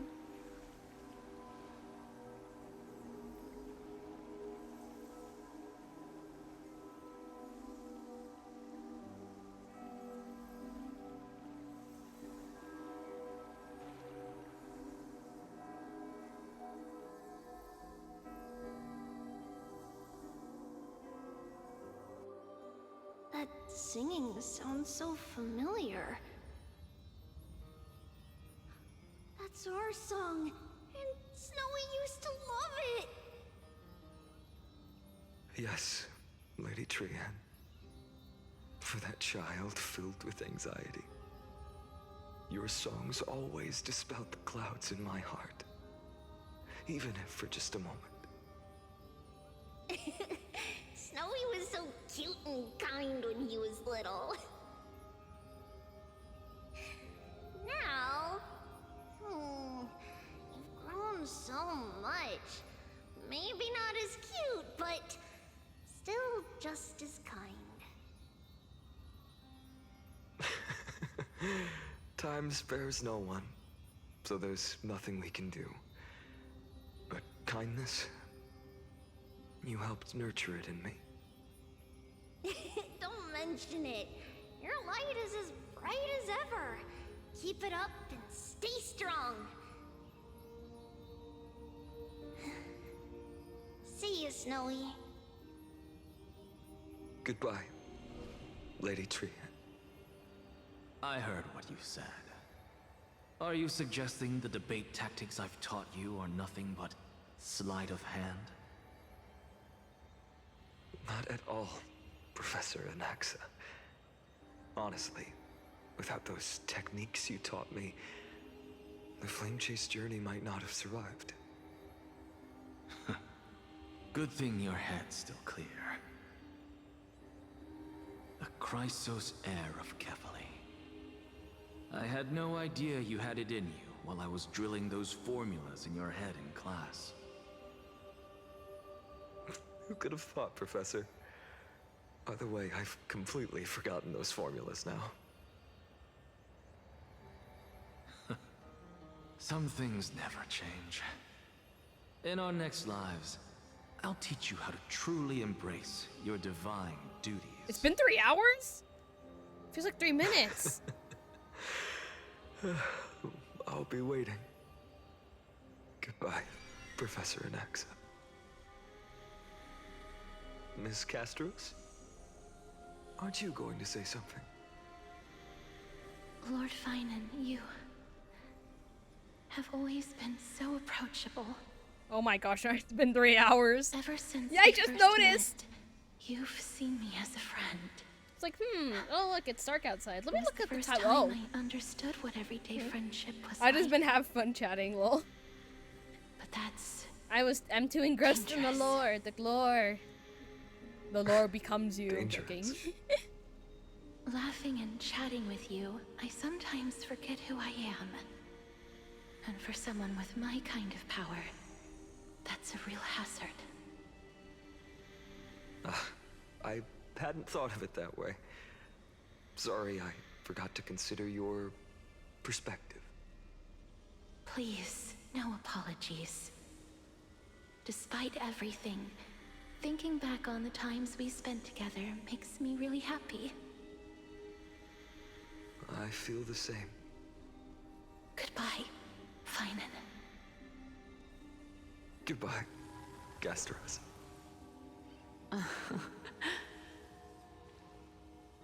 Aglaia. Remember, Finan, after completing the flame chase, leave the decision to initiate the miracle of Genesis to the Amphorians. The Chrysos heirs are the executors of the prophecy, yet they, the people, are the true masters of this world. Rest assured, I always keep your teachings in mind. The difference between a presumptuous hero and a tyrant is a fine line. Well said. You've got a good memory. It's late. Anything else you'd like to add? Anything else?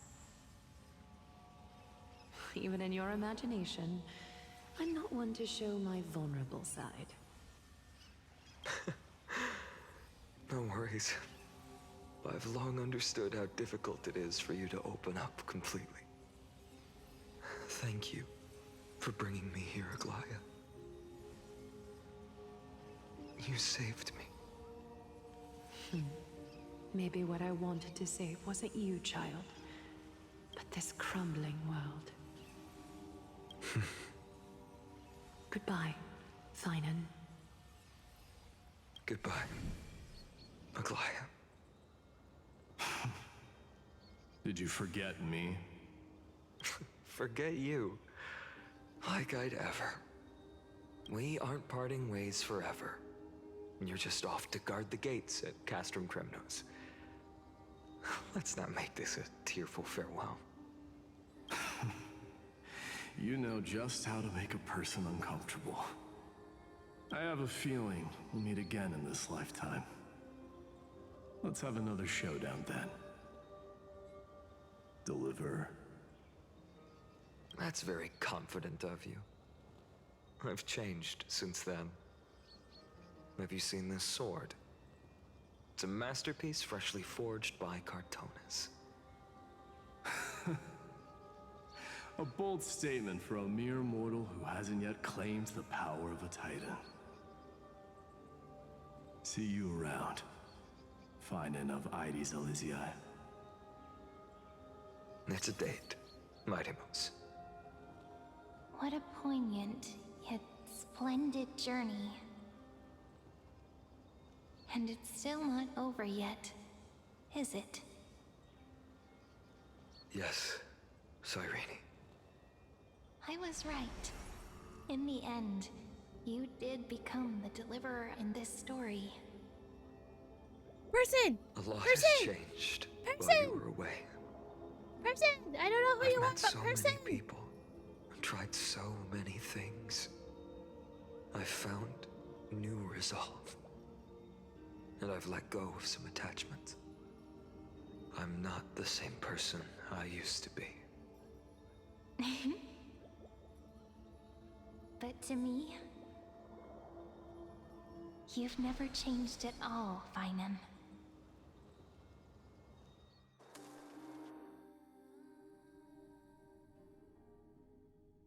Spam, spam, spam, spam, spam, spam, spam, spam, spam, spam, spam. Day Slayer at Dawn Cloud. I must have Cloud. How could I? Dawn Cloud. This place holds so many different kinds of memories. I remember you could see the Goldweaver sign from here, all the way down the mountain. But my eyes aren't what they used to be 1,000 years ago. Cypher, you seamstress. Tell me, does Akuma have any treasures so rare that not even your...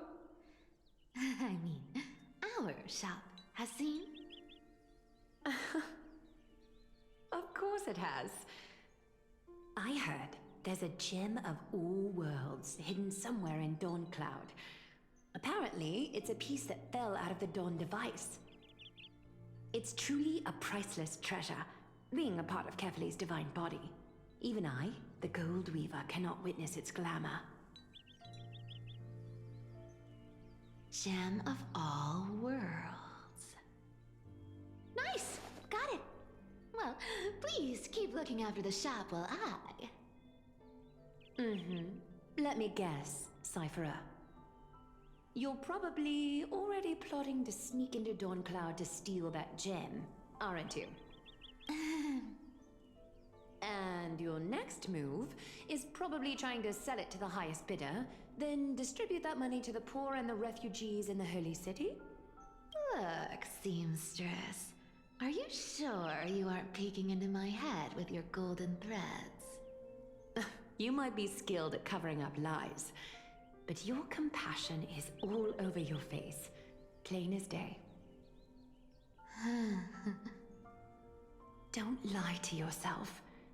Do you honestly think this is the right thing to do, Cypher? What else am I supposed to do? That's the only thing I can do with my power.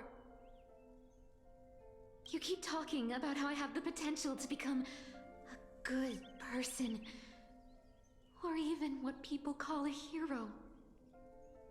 But I don't know what I need to do to get there! I can't weave golden dresses like you! I can't sing as well as Miss Hyceelins! And I definitely don't know as much as Big Sis Treeby! The only things I'm good at are the underhanded street smarts that no one even respects. But I still want to be worthy of you. I want to prove that you've made the right choice. Even thieves can dream. Right?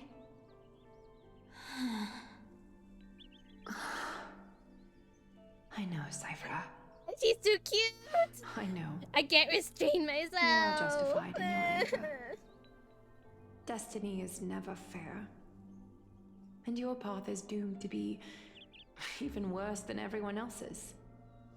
You are fated to walk in the dark and bear the world's misunderstanding in this journey. But you have to believe that everyone in this world is unique in their own way. I am convinced that you're the only one who can bear the authority of trickery, even if you have to contend with the legendary 300 master thieves of Dolos. Aglaya. I just want everyone to believe that the world is beautiful and that everyone is simple and kind. If only I could get everyone to believe that. Would that lie become reality? If enough people believed in it, even though it's a lie. Lies will always be lies, Cypher. But sometimes they can be more noble than the truth. Are you really planning to just stand there forever? Honestly, sneaking around doesn't suit you, Deliverer.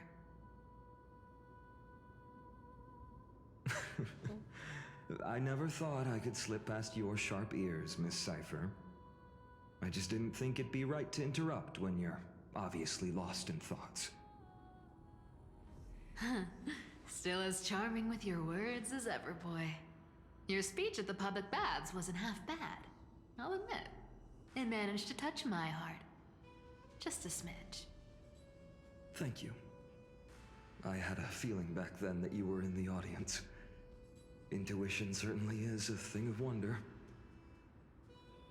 Oh, and you didn't call me out on the spot. You waited all this time to tell me. Well, I thought you'd need some time to yourself. After she passed away.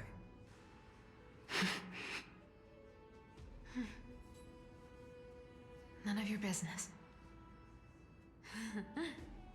Enough small talk. Tell me, what kind of trouble did you run into that you need me, the super old-timer, to step in?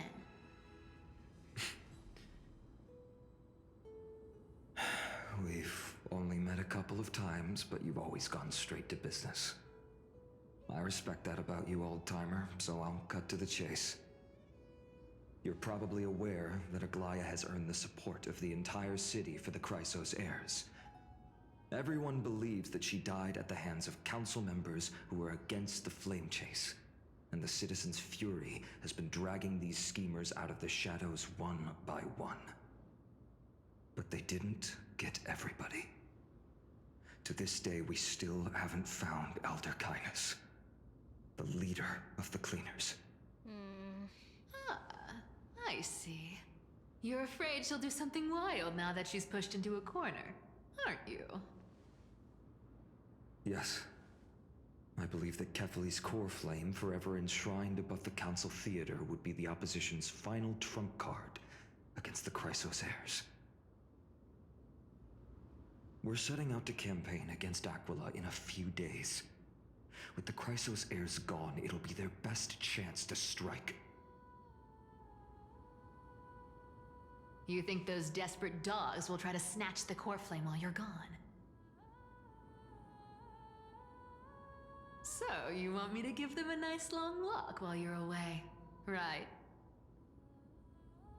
You sure saw right through me, Miss Cypher. I know exactly what you can do. Godlike speed, perfect disguises, untraceable movement, and that most enigmatic authority of trickery. I have only one request. Please, use whatever tricks you need to protect Kephalie's core flame. Even if you have to deceive the rest of the Chrysos heirs as well. Uh-huh. Hey, Deliverer. Do you honestly think that there's no way I'll turn you down? Do you even have any plan Bs if I decide to nope out on this? As the demigod of trickery, there are no other trump cards in the world that can outrank you. I'm sure you know the answer to your own question, Miss Cypher. What confidence. You talk as if you have everything in the palm of your hand. Huh. So you did learn a thing or two from her. I'll give you that. Then let me tell you something you don't know. The Flame Reaver. They've been watching Akama closely. You mean... Bet you didn't expect that, huh? I've been tracking them all this time. And this is my conclusion. Tell us. That lunatic may have lost their mind. But they're no fool. Why do you think they haven't made a move on Akama yet? Professor Anaxa once analyzed this. He thought it was probably because Kephalie's core flame was protected by the Council of Elders' secret arts. Ha! Sacred arts my foot! I could break those mechanisms with a flick of my finger. Allow me to let you in on the actual secret. They probably held off from attacking Akama because the Seamstress's defense network was way tougher than you thought. Now that she's gone, and you're heading out to the Eye of Twilight, with the city's defenses in shambles. What a dangerous situation we find ourselves in. But since you're the one who brought it up, I'm guessing you already have a solution in mind. Just look how ridiculously calm you are right now. But you guessed it right. Consider this a 2-for-1 deal. I'll keep that lunatic entertained on top of protecting Kefali's core flame. You owe a big favor after this. You have my deepest gratitude. That Flame Reaver's power is truly unfathomable. Please be careful. Don't forget, Deliverer. There's a fundamental truth in this world. Cyphera will always get the last laugh. No need to worry about a demigod. I'll do my job. So you need to make sure you don't die before you pay me. Okay. Yay. Switching to Hyacinth's POV. I don't know if I say her name right. Meanwhile, the Grove of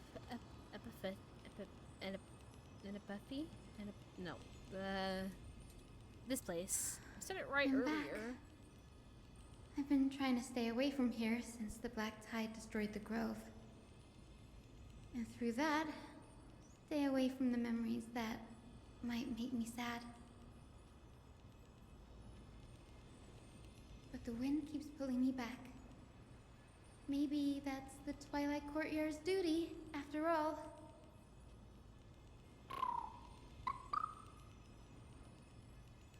I know, little Ika. I know. I too miss the days when we all studied together. But we have an even more important mission this time round. Lord Finan has already set the date to campaign against Aquila. Being a descendant of the Sky People,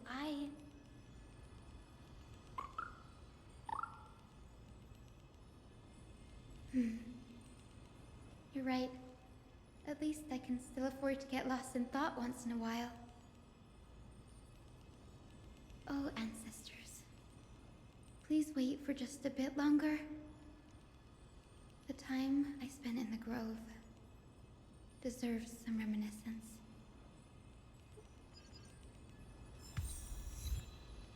Silence at Tom.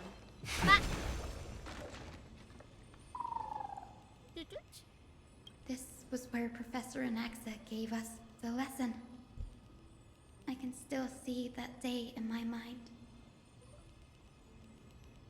And that was your last lesson in the Grove.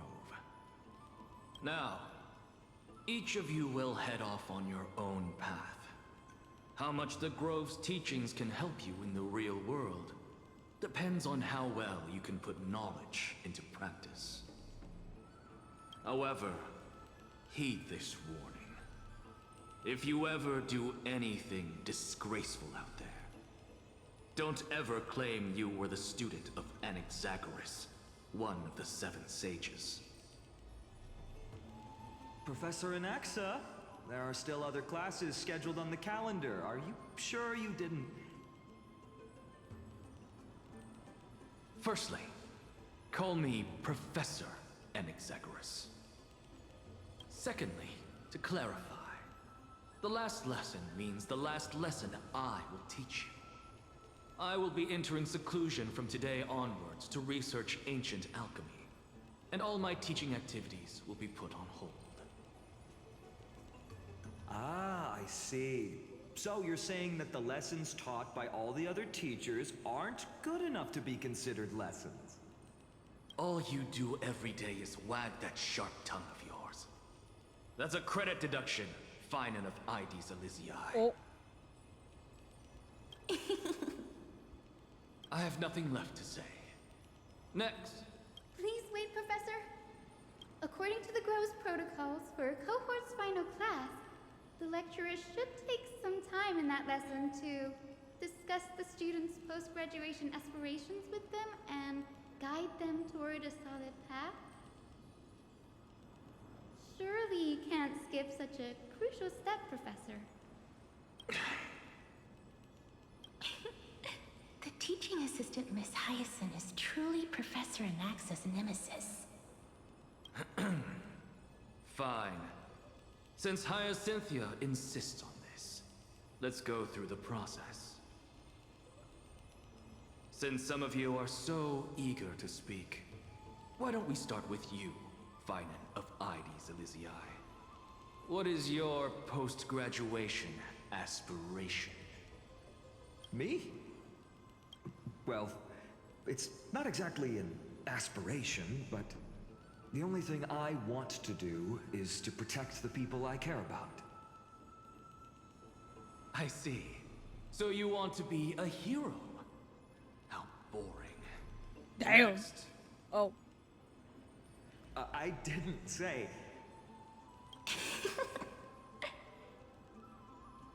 Castoris, you've been giggling for quite some time. How about you go next?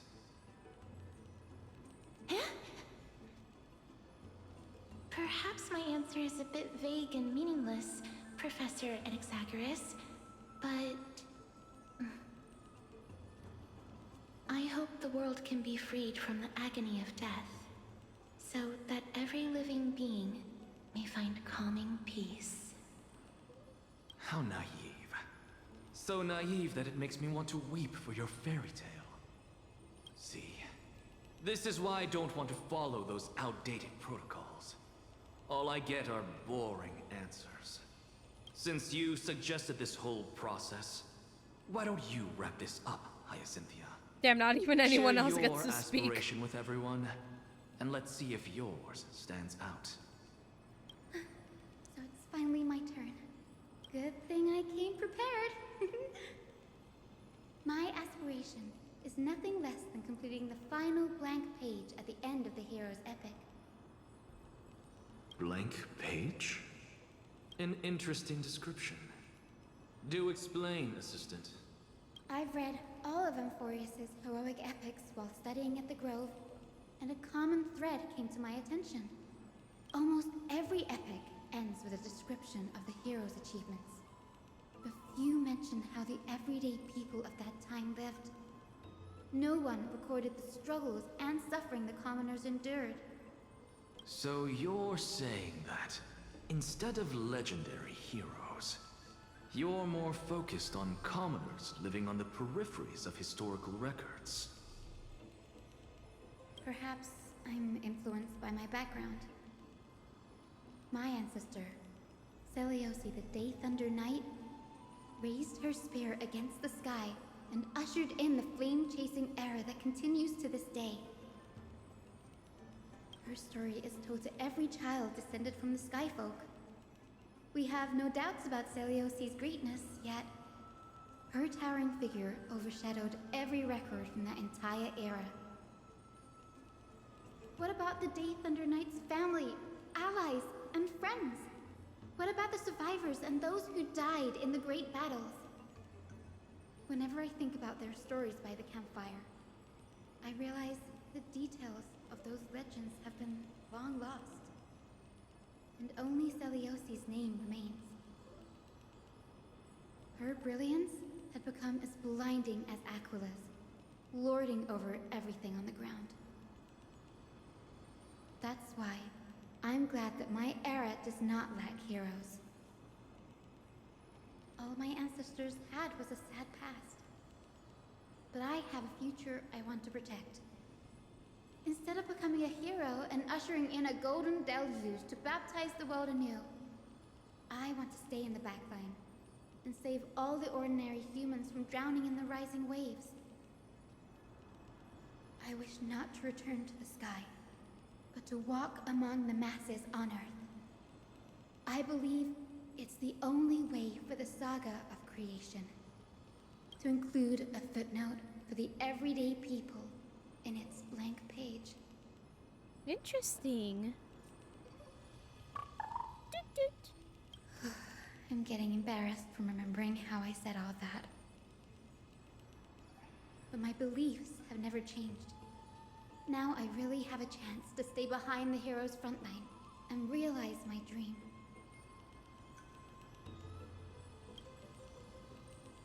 Danny! Say? Oh, What hi, are you Say. doing here? I didn't expect you to see you at in the grove. Fanon mentioned that you were gearing up for the campaign against Aquila. Are you here to? You guessed it. To reach Aquila's realm in the Aquila, sky, fudge. descendants of the Sky People Keep must saying it perform wrong. a bloodline ceremony, summon the spirits of our ancestors, and get their blessings. That's the only way for creatures on Earth to forge the Rainbow Bridge to the sky. And the soul of the first ancestor I want to see is here in the grove. The Rainbow Bridge is essentially to retrieve the core frame of Aquila, but undertaking the vital ceremony Don't alone is worry. risky. I have little Ika with me. You will protect me, won't you? Yeah.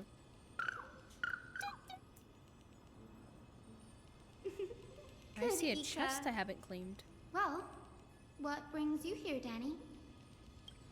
I'm collecting many myths and research about Titans as I can. Everything about Enforce is a valuable addition to our databank when I get back to the Express. Right.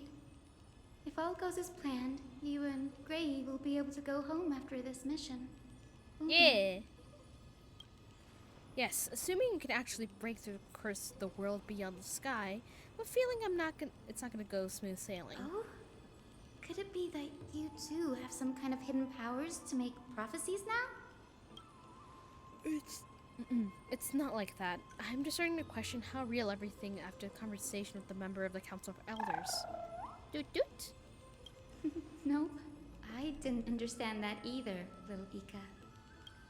Don't worry about it. There's lots I still don't understand. Since we've already met up, why don't you come with me, Danny?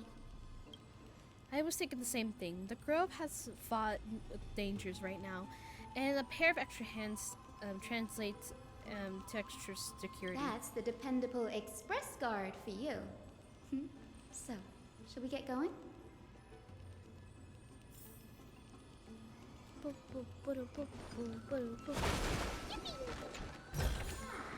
This could serve you well. The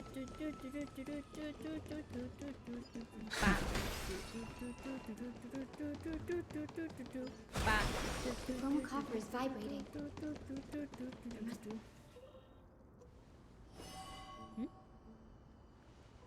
What is this? Is the divine object of the Sky People, the chroma coffer.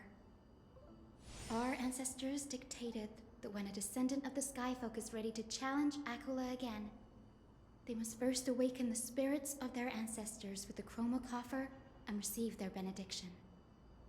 Only after this can the chosen Sky Folk reascend to the heavens. Is it to prevent who are not qualified from pointlessly losing their lives? Very prudent, wouldn't you say? The soul of an ancestor slumbers here. Now, I will awaken them. Right. Doot! I am Hyacinthia from the Twilight Courtyard, a descendant of the sky who has inherited the duty of Flame Chase. The time has come to fulfill our clan's destiny. I will join the heroes of the prophecy to return to the sky and retrieve the core flame. Ancestor, please bestow upon me your generous blessing. Listen carefully to Hayase talked with Annie's sister.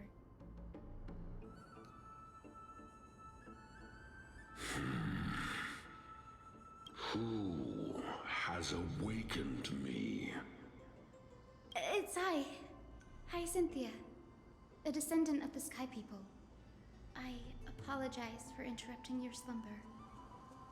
You are Lord Crispus, aren't you? I've read your story in our family tree. You were a righteous judge who vindicated many who were wrongfully accused. I never imagined imagine someone in this era would still remember my name.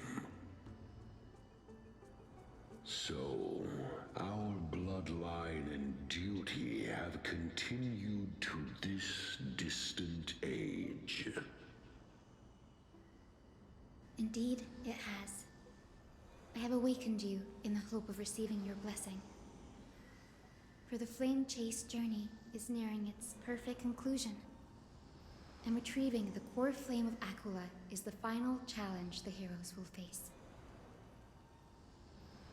Perfect conclusion.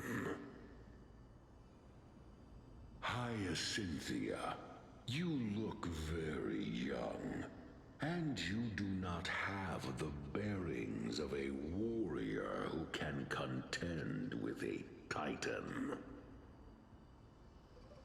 How can you convince me that this blessing will not turn into a curse, leading a child like you to your demise? 1,000 years ago, Seliosi, who conquered the skies, left behind legends and a will, entrusting the mission to return the Sky Titan's core flame to her descendants, to people like you and me. Though I'm not a warrior, I will not turn away from the mission that has flowed through our blood for 1,000 years.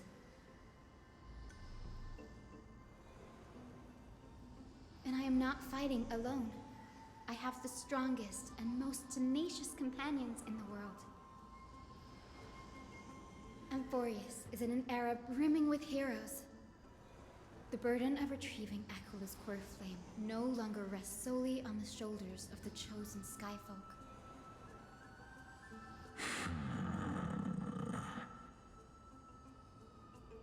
I now wield the power of healing. I aim to mend the fissures in the sky and heal the wounds of the people. I desire to define the mission of the Skyfolk in my own terms, to conclude the vigil that has spanned millennia.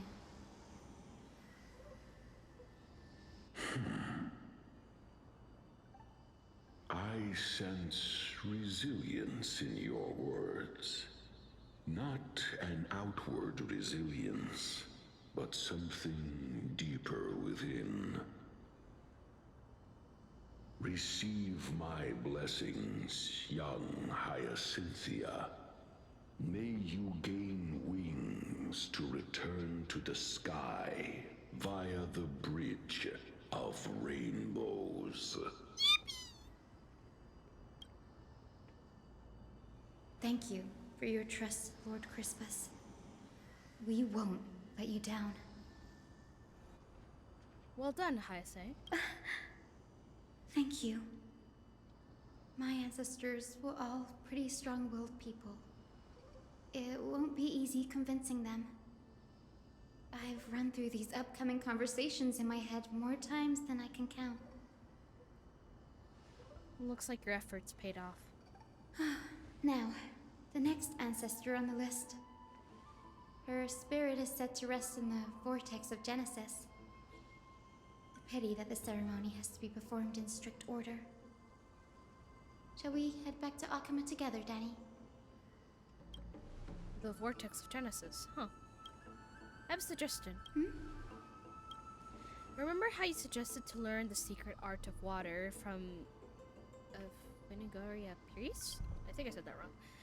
I've been practicing in my spare time and made some progress. Now I can spirit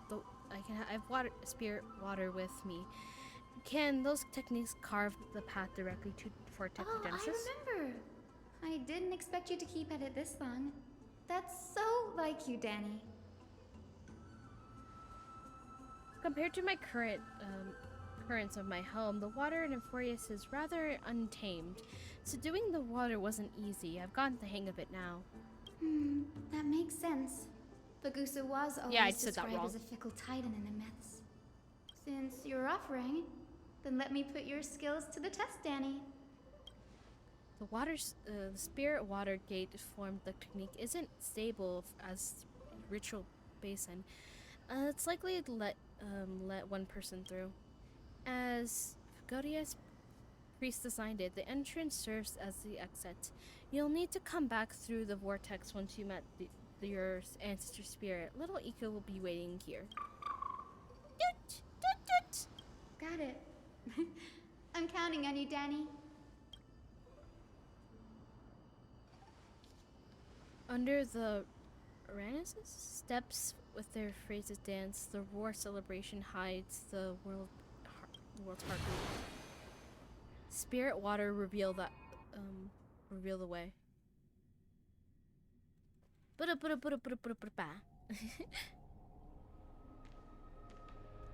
vortex of Genesis. Unbelievable. Danny is full of surprises. But this does feel way more disorienting than the ritual basin. Wait, is Lady Treeby here too? And who is that next to her? Oh, I think I know who that is.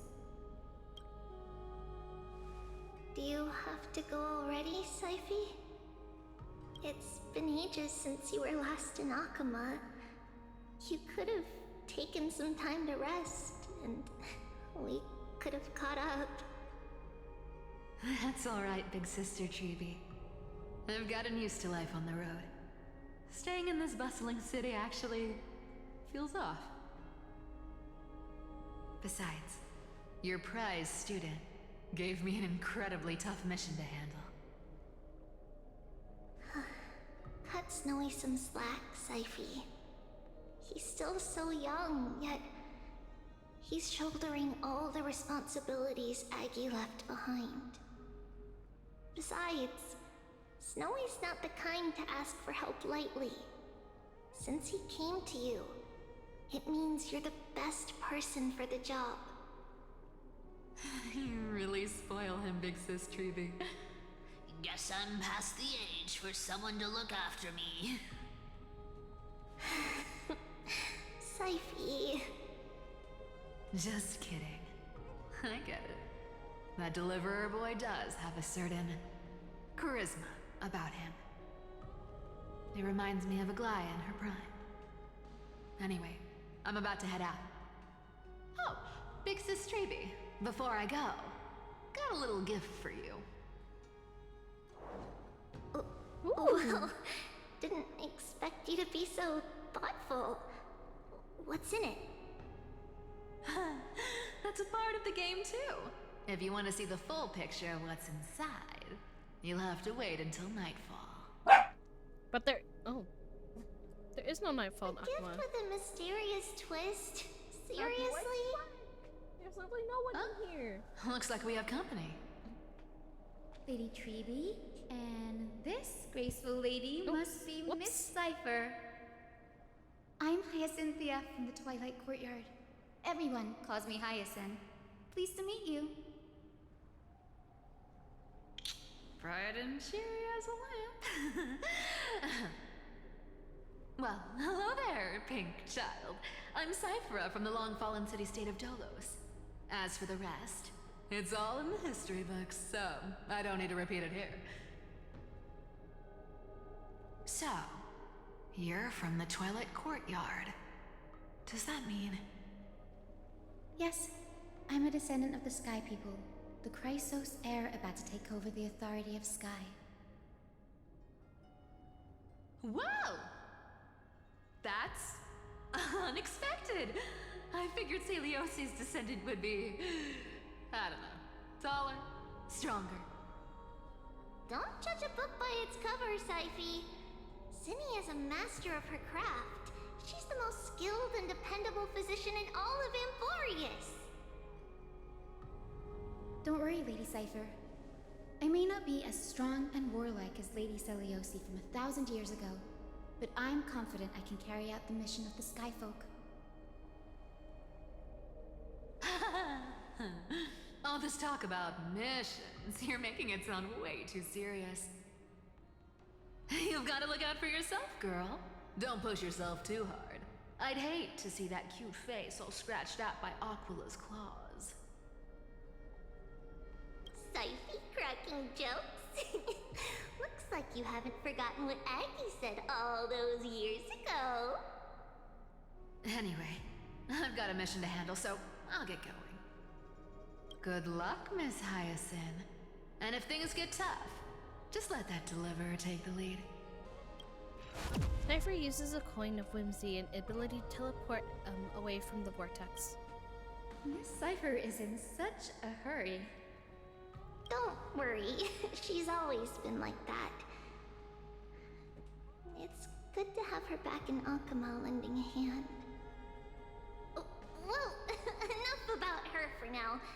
You're here because of your mission, aren't you, Cinny? It's the perfect opportunity for me to go and tuck Syphie's gift away somewhere safe. The Vortex of Genesis is all yours.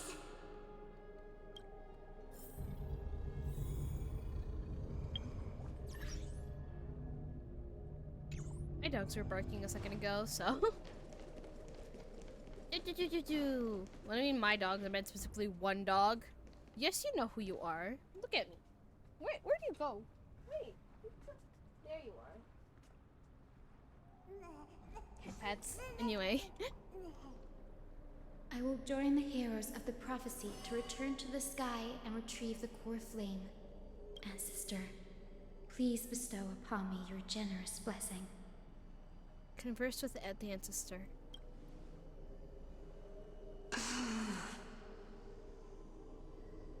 Child, what brings you before me?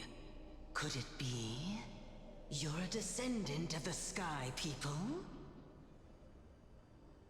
Yes, I am Hyacinthia of the Twilight Courtyard, the successor of the Sky People's Flame Chase duty. You must be Gem Electra.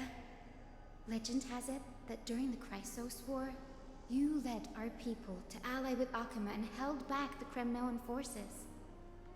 It was your victory that earned the Sky People a place in the Holy City. Hyacinthia, you seem well versed in our clan's history. And this is the Vortex of Genesis? It is. Look, 10 stars have already been lit. The Chrysos Heir's flame chase journey is nearing its end. Are those the core flames of Fagusa and Giorios? Does that mean Hycelans and the Mountain Dwellers successfully carried out their duty? As fellow pillars of Amphorius, who would have thought that Sky's duty could only be fulfilled after 1,000 years? It's because Sky shelters all beneath it. If it were to shatter, the world would fall apart with it. That's why Lady Aglaya made the core flame of Aquila the final step in our campaign. Aglaya? Is she still on the flame chase journey after 1,000 years? Unfortunately, she has recently left us. But you're right. She was indeed still guiding the Chrysos heirs forward. Incredible. That girl actually managed to endure the merciless erosion of time, and lasted for so long. Answer me, Hyacinthia. Since you recognize me, you must have also read my writings, no? Every record regarding my lineage is etched in my memory, including your words. In that case, you're probably aware of the prophecy I sought from a certain Trebios. Yes. At the end of the Rainbow Bridge, the Sky Folk will mend dusk and dawn. But unfortunately, no ancestor has ever been able to truly decipher its meaning. I see. Yet, Trebios' prophecies never fail. Perhaps you'll be the one to witness its fulfillment, child. May the prophecy lead you to a gentle fate. Thank you. Lady Ektra. Whatever fate the prophecy holds, I'll face it head on. It's only by giving everything we have that we can truly accept any outcome with a smile. Won't you agree? I like you, child. I wish this conversation could go on a little longer. Take my blessing, Hyacinthia. When I first saw you, I indeed had my doubts. But your resolve has touched me. If Sky's divinity is fated to pass on, I hope it incorporates your optimism and kindness.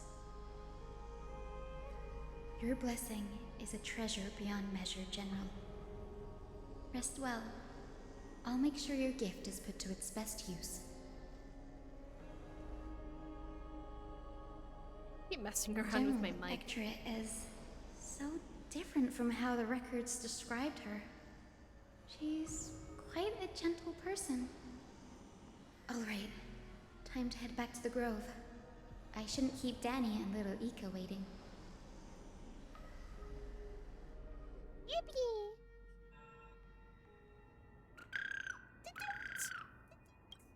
You're back. How did it go? It went great. Your spirit water art was a huge help, Danny. Do you mind sharing what your ancestor spirit said to you? Hayase recounts her conversation with General, Erika with Danhung. What's wrong, Danny? Nothing. It sounds like everything went smoothly. I was just a bit concerned about the prophecy you mentioned. At the end of the Rainbow Bridge, the Skyfolk will mend dusk and dawn.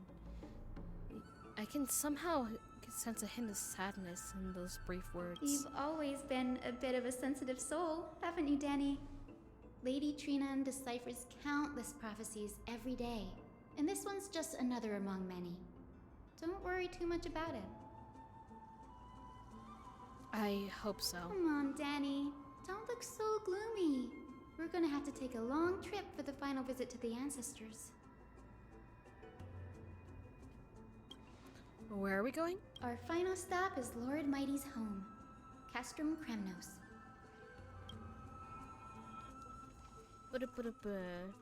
Firefly, a self-proclaimed greenhorn performer of the Iris family, who's actually a member of the Cylon Hunters. To ensure the Astral Express chases after Grand Legacy alongside them, she... Wait here. This is it. Castrum Kremnos. Lord Mighty has been fighting the Black Tide here, Ooh. alone day after day. I'm worried about him. I'm looking at the magma over here. Is it magma or lava? I can't remember the difference. He sent a message earlier, carried by thunder, warning us to watch out about the Flame Weaver's actions. That means he hasn't been consumed by the Black Tide's madness yet. We're here to complete an important mission. We shouldn't interfere with this battlefield. Don't you agree, Danny? I agree. There. That sleeping spirit is my grandmother. Your grandmother? Yes, my grandmother Jacintha was a warrior. She represented the Twilight Courtyard in the Kremnos Festival. She fought her way through every challenge and reached the final stage of the Kremnos Festival. She was just one step away from securing a peace treaty for the Skyfolk, but was ultimately defeated by the champion warrior of that time. I've never looked too deeply into the details of such ritualistic violence. The scroll simply described it as a glorious duel. But behind the glorious duel was a tragic end. Not long after the festival, my grandmother's injuries worsened, and she passed away far from home. This prophecy tablet was left here by the Kremnoans to honor her final wish. Her death marked the final collapse of the Twilight Courtyard, already fragile under the shadow of war.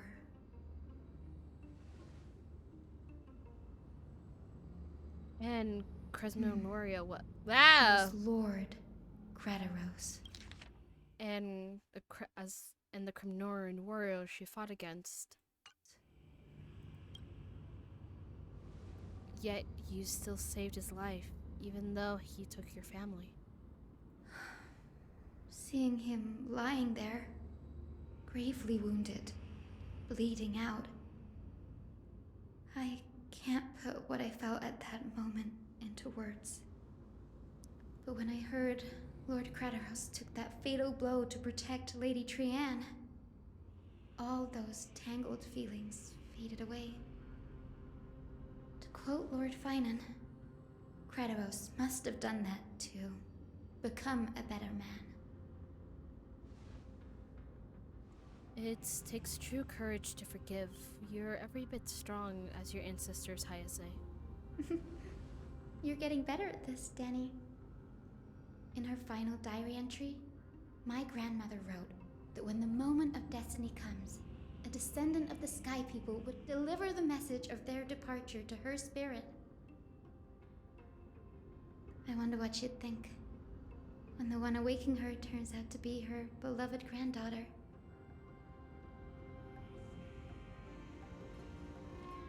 I will join the heroes of the prophecy to return to the sky and retrieve the core flame. Ancestor, please bestow upon me your generous blessing. Listen carefully to Hayase talk to her grandmother. Is this the world of the living?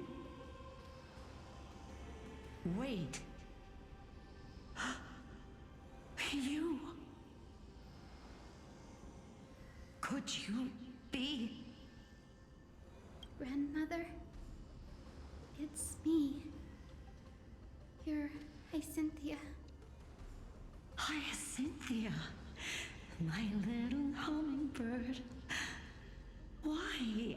How? Why is it you who awakened me? I have never imagined this.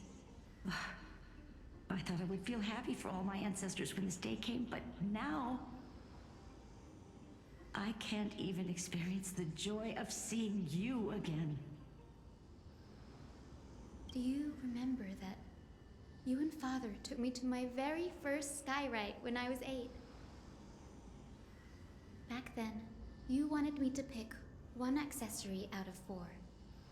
The sun crown representing nobility, the storm bracelet symbolizing strength, the ice ring embodying wisdom, and the radiant pendant signifying kindness. Grandmother, do you remember the one I chose?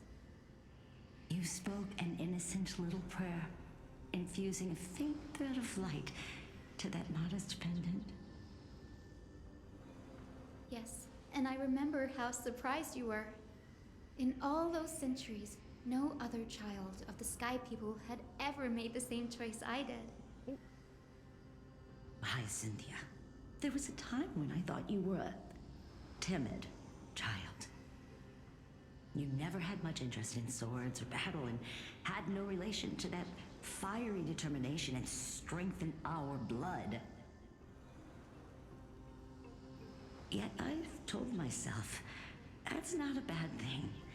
If my hummingbird could live her life in kindness and optimism, then it'd be a good thing. I never thought the burden of retrieving the core flame of Aquila would fall to you. Don't worry about me, Grandmother. I believe what makes someone a Skyfolk isn't just outstanding strength, but the capacity to shape the world. When the world cried out for a hero to challenge the gods 1,000 years ago, Zeliosi stepped forward and began the flame-chasing era. And now, as the flame chase journey nears its end, this broken world is crying out for something else. Isn't it poetic? A saga that spans 1,000 years, began with Sky, and will also end with Sky. You're still as optimistic as ever, just like when you were a kid. If your mind is set, Hyacinthia, then carry your resolve through to the very end. Return to the sky with my blessing, and watch over this world on the threshold of salvation. Grandmother, thank you. But I have one last request. Speak, Hyacinthia. We should still have some time. Before you go, could you tell me the tale of the Sky Hero once more? Just like you used to. Then listen closely, my dearest hummingbird. After all, this will be the last time. For millennia, the Titans waged relentless wars, leaving the world scarred and ravaged. A century of the Chrysos War plunged the nations into chaos and decay. Until a spear, fueled by mortal rage, pierced through the smoke and flames that buried the prophecy of deliverance. Aquila, the celestial shaper, the 100-eyed divine bird crowned with the blazing sun and wielding thunder. Those struck blind in 99 eyes by Nicanor, they kept one eye glaring at the children of Twilight who received divine blessing, yet turned their weapons against the gods. The Chrysos heir of the sky, Seliosi, the Day Thunder Knight, ascended the forbidden lands of the Eye of Twilight at dusk, clad in wings. To her left was the lion-headed Solibus the Sunlit Wings, whose roars breathed divine flames and scorched the world. To her right was the horse-bodied Lunibus, the Moonlit Plume, whose graceful steps trampled the stars in the heavens. The one warrior and her two beasts challenged the ruler of the sky, determined to seize the divine core flame through plunder.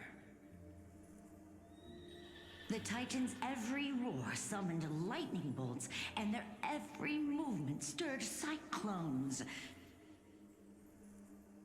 The Boy, I did a Titans' thing. blood Check Discord. poured down Okay. like boiling rain upon the world and converged into Hi. scalding torrents.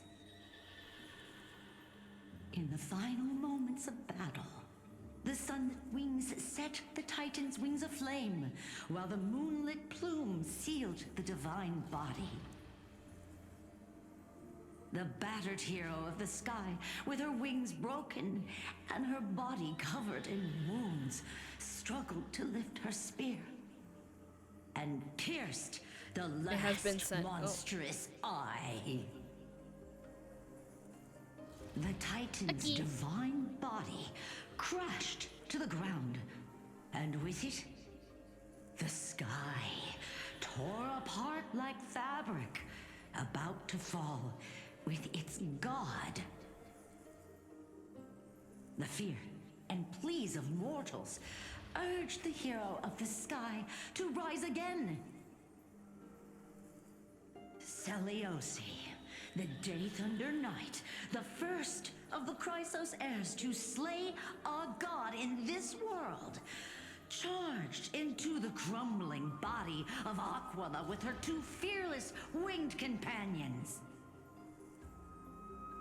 She merged with the Titan, holding up the sky once more, only to leave behind a powerful message for the world.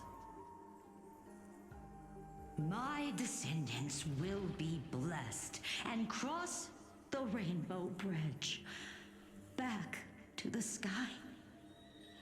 At the end of the prophecy of Genesis, they will reclaim the core flame from my hands.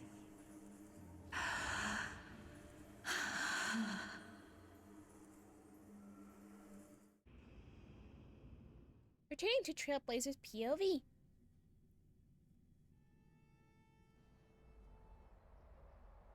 few days later at Dawn Cloud, keep messing up the name. Today's the day. Wow, I didn't expect it to be so lively up here. Are these people here to send off the Chrysos heirs?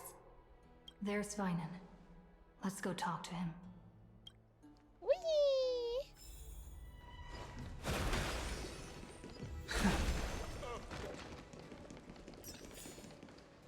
I know this is a big ask, Namazuni. I hope you understand. Please don't say that, Lord Finan. It's an honor for us to be entrusted with this task. Go then. Let's hope our concerns don't come true. I hope you all return safely, my lord.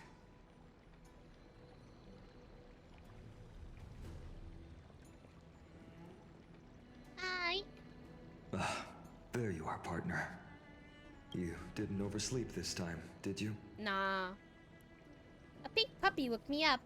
You like calling me that, don't you? Oh, well, I've embraced it now. It doesn't even faze me anymore. Yay! Ready, comrade? If all goes according to plan, this could be the last battle where we fight at each other's side. If the curse separating Amphorius from the world beyond the sky is truly Aquila's doing, then you'll be able to return home after their fall. The day on the ground feels like 10 years in the sky. Really? That's the first time I've heard that. She just makes things up. Don't take it too seriously. How dare you! I should be taken very seriously, especially with my trash collection. That's assuming we can fix the car. Sorry, I'm no help there. Don't worry. Dan Heng mentioned that Counselor Lygus can help you with that. Insincerely, I'll miss you all! You sound a little insincere there, buddy. I'm very sincere about my words. Totally insincere, partner. I'm very sincere. Aren't I supposed to be reincarnated as a Titan? You know, yada yada, that plot. That would be a problem. We'll need to get you home before Aranova. Let's leave the emotional goodbyes for later. That'll give us some time to figure out what we should be feeling at that time. Besides, when we were playing the Seal Slammers, that bumping seal game, didn't you teach me something back then? I did. Crack the champagne at halftime to watch victory slip away. Well, that was like 10/12 of the time now. We could totally open the campaign. Well, then I have to use something else Dan Heng taught me as comeback. The last mile is the hardest. Hey, speaking of Dan Heng, where is he? He arrived before everyone else and climbed to the cliff top to wait for us. He's probably not keen on being the center of attention. Lord Finan, please make sure you all come back safely. Please defeat the indifferent Eye of Twilight and restore compassionate sky to Amphorius. Thank you all for your blessings. Rest assured, we're fully prepared. But I'm not the main attraction today. Please don't hesitate to cheer for Miss Hyacinth when she arrives. Miss Hyacinth, the chosen daughter of the sky, the pride of the Twilight Courtyard. She's not just the pride of Akuma, but all of Amphorius as well. And furthermore, while the Flame Chase journey is led by the Chrysos heirs, it's not just those chosen by Aglaya who contributed to it. Let's extend our gratitude to the 2 warriors of the Outlands who bravely stepped up and risked their lives for those they've never met. Hero, your saga will be chronicles and epics, and celebrated across the New World. Warrior from the Outlands, endowed with the might of Orynyx, the vanguard of deliverance. Look quite the flutterer, aren't you? After all this time, you should know when I'm just being polite and when I'm genuinely speaking from the heart. That praise was heartfelt, partner. Had I not trusted my instincts and put my faith in you and Dan Heng, It's hard to imagine what might have become of Ak. The guest of honor has arrived. Yay! Hi, Zay! Hi! Will you let me, like, hold Ika for, like, 3 moments? I want to hug him. Hey, serious? I want to buy a plushie of, Ika just to be silly.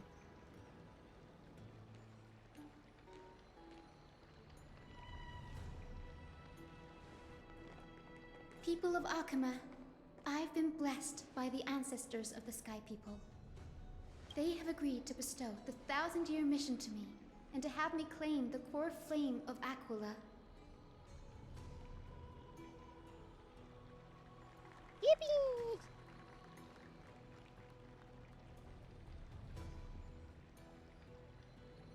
Today is the year 4932 of the Light Calendar. 1062 years since the hero Seliosi initiated the Flame Chase journey. I, Hyacinthia of the Sky People, am prepared to lead the children of humanity back to the sky. History doesn't breathe evenly. At times, it suspends its breath for millennia, as though time is frozen. At other times, it pants rapidly, as if poised to topple the world and our civilization in an instant. Its hurried gasps have sparked a tempest, sweeping all of us along. Hyacin, as an observer, you've witnessed the return of 4 core flames. And now, it's your turn to fulfill your duty. Please, guide us into the heart of the storm as the executioner of this mission. Yay! Yay! Yippee, yippee, yippee, yippee,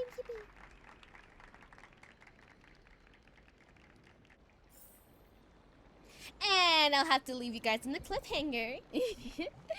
And sadly, I don't get to know what happens either, but I am getting a tad bit eepy, so yeah. Let's see who is live.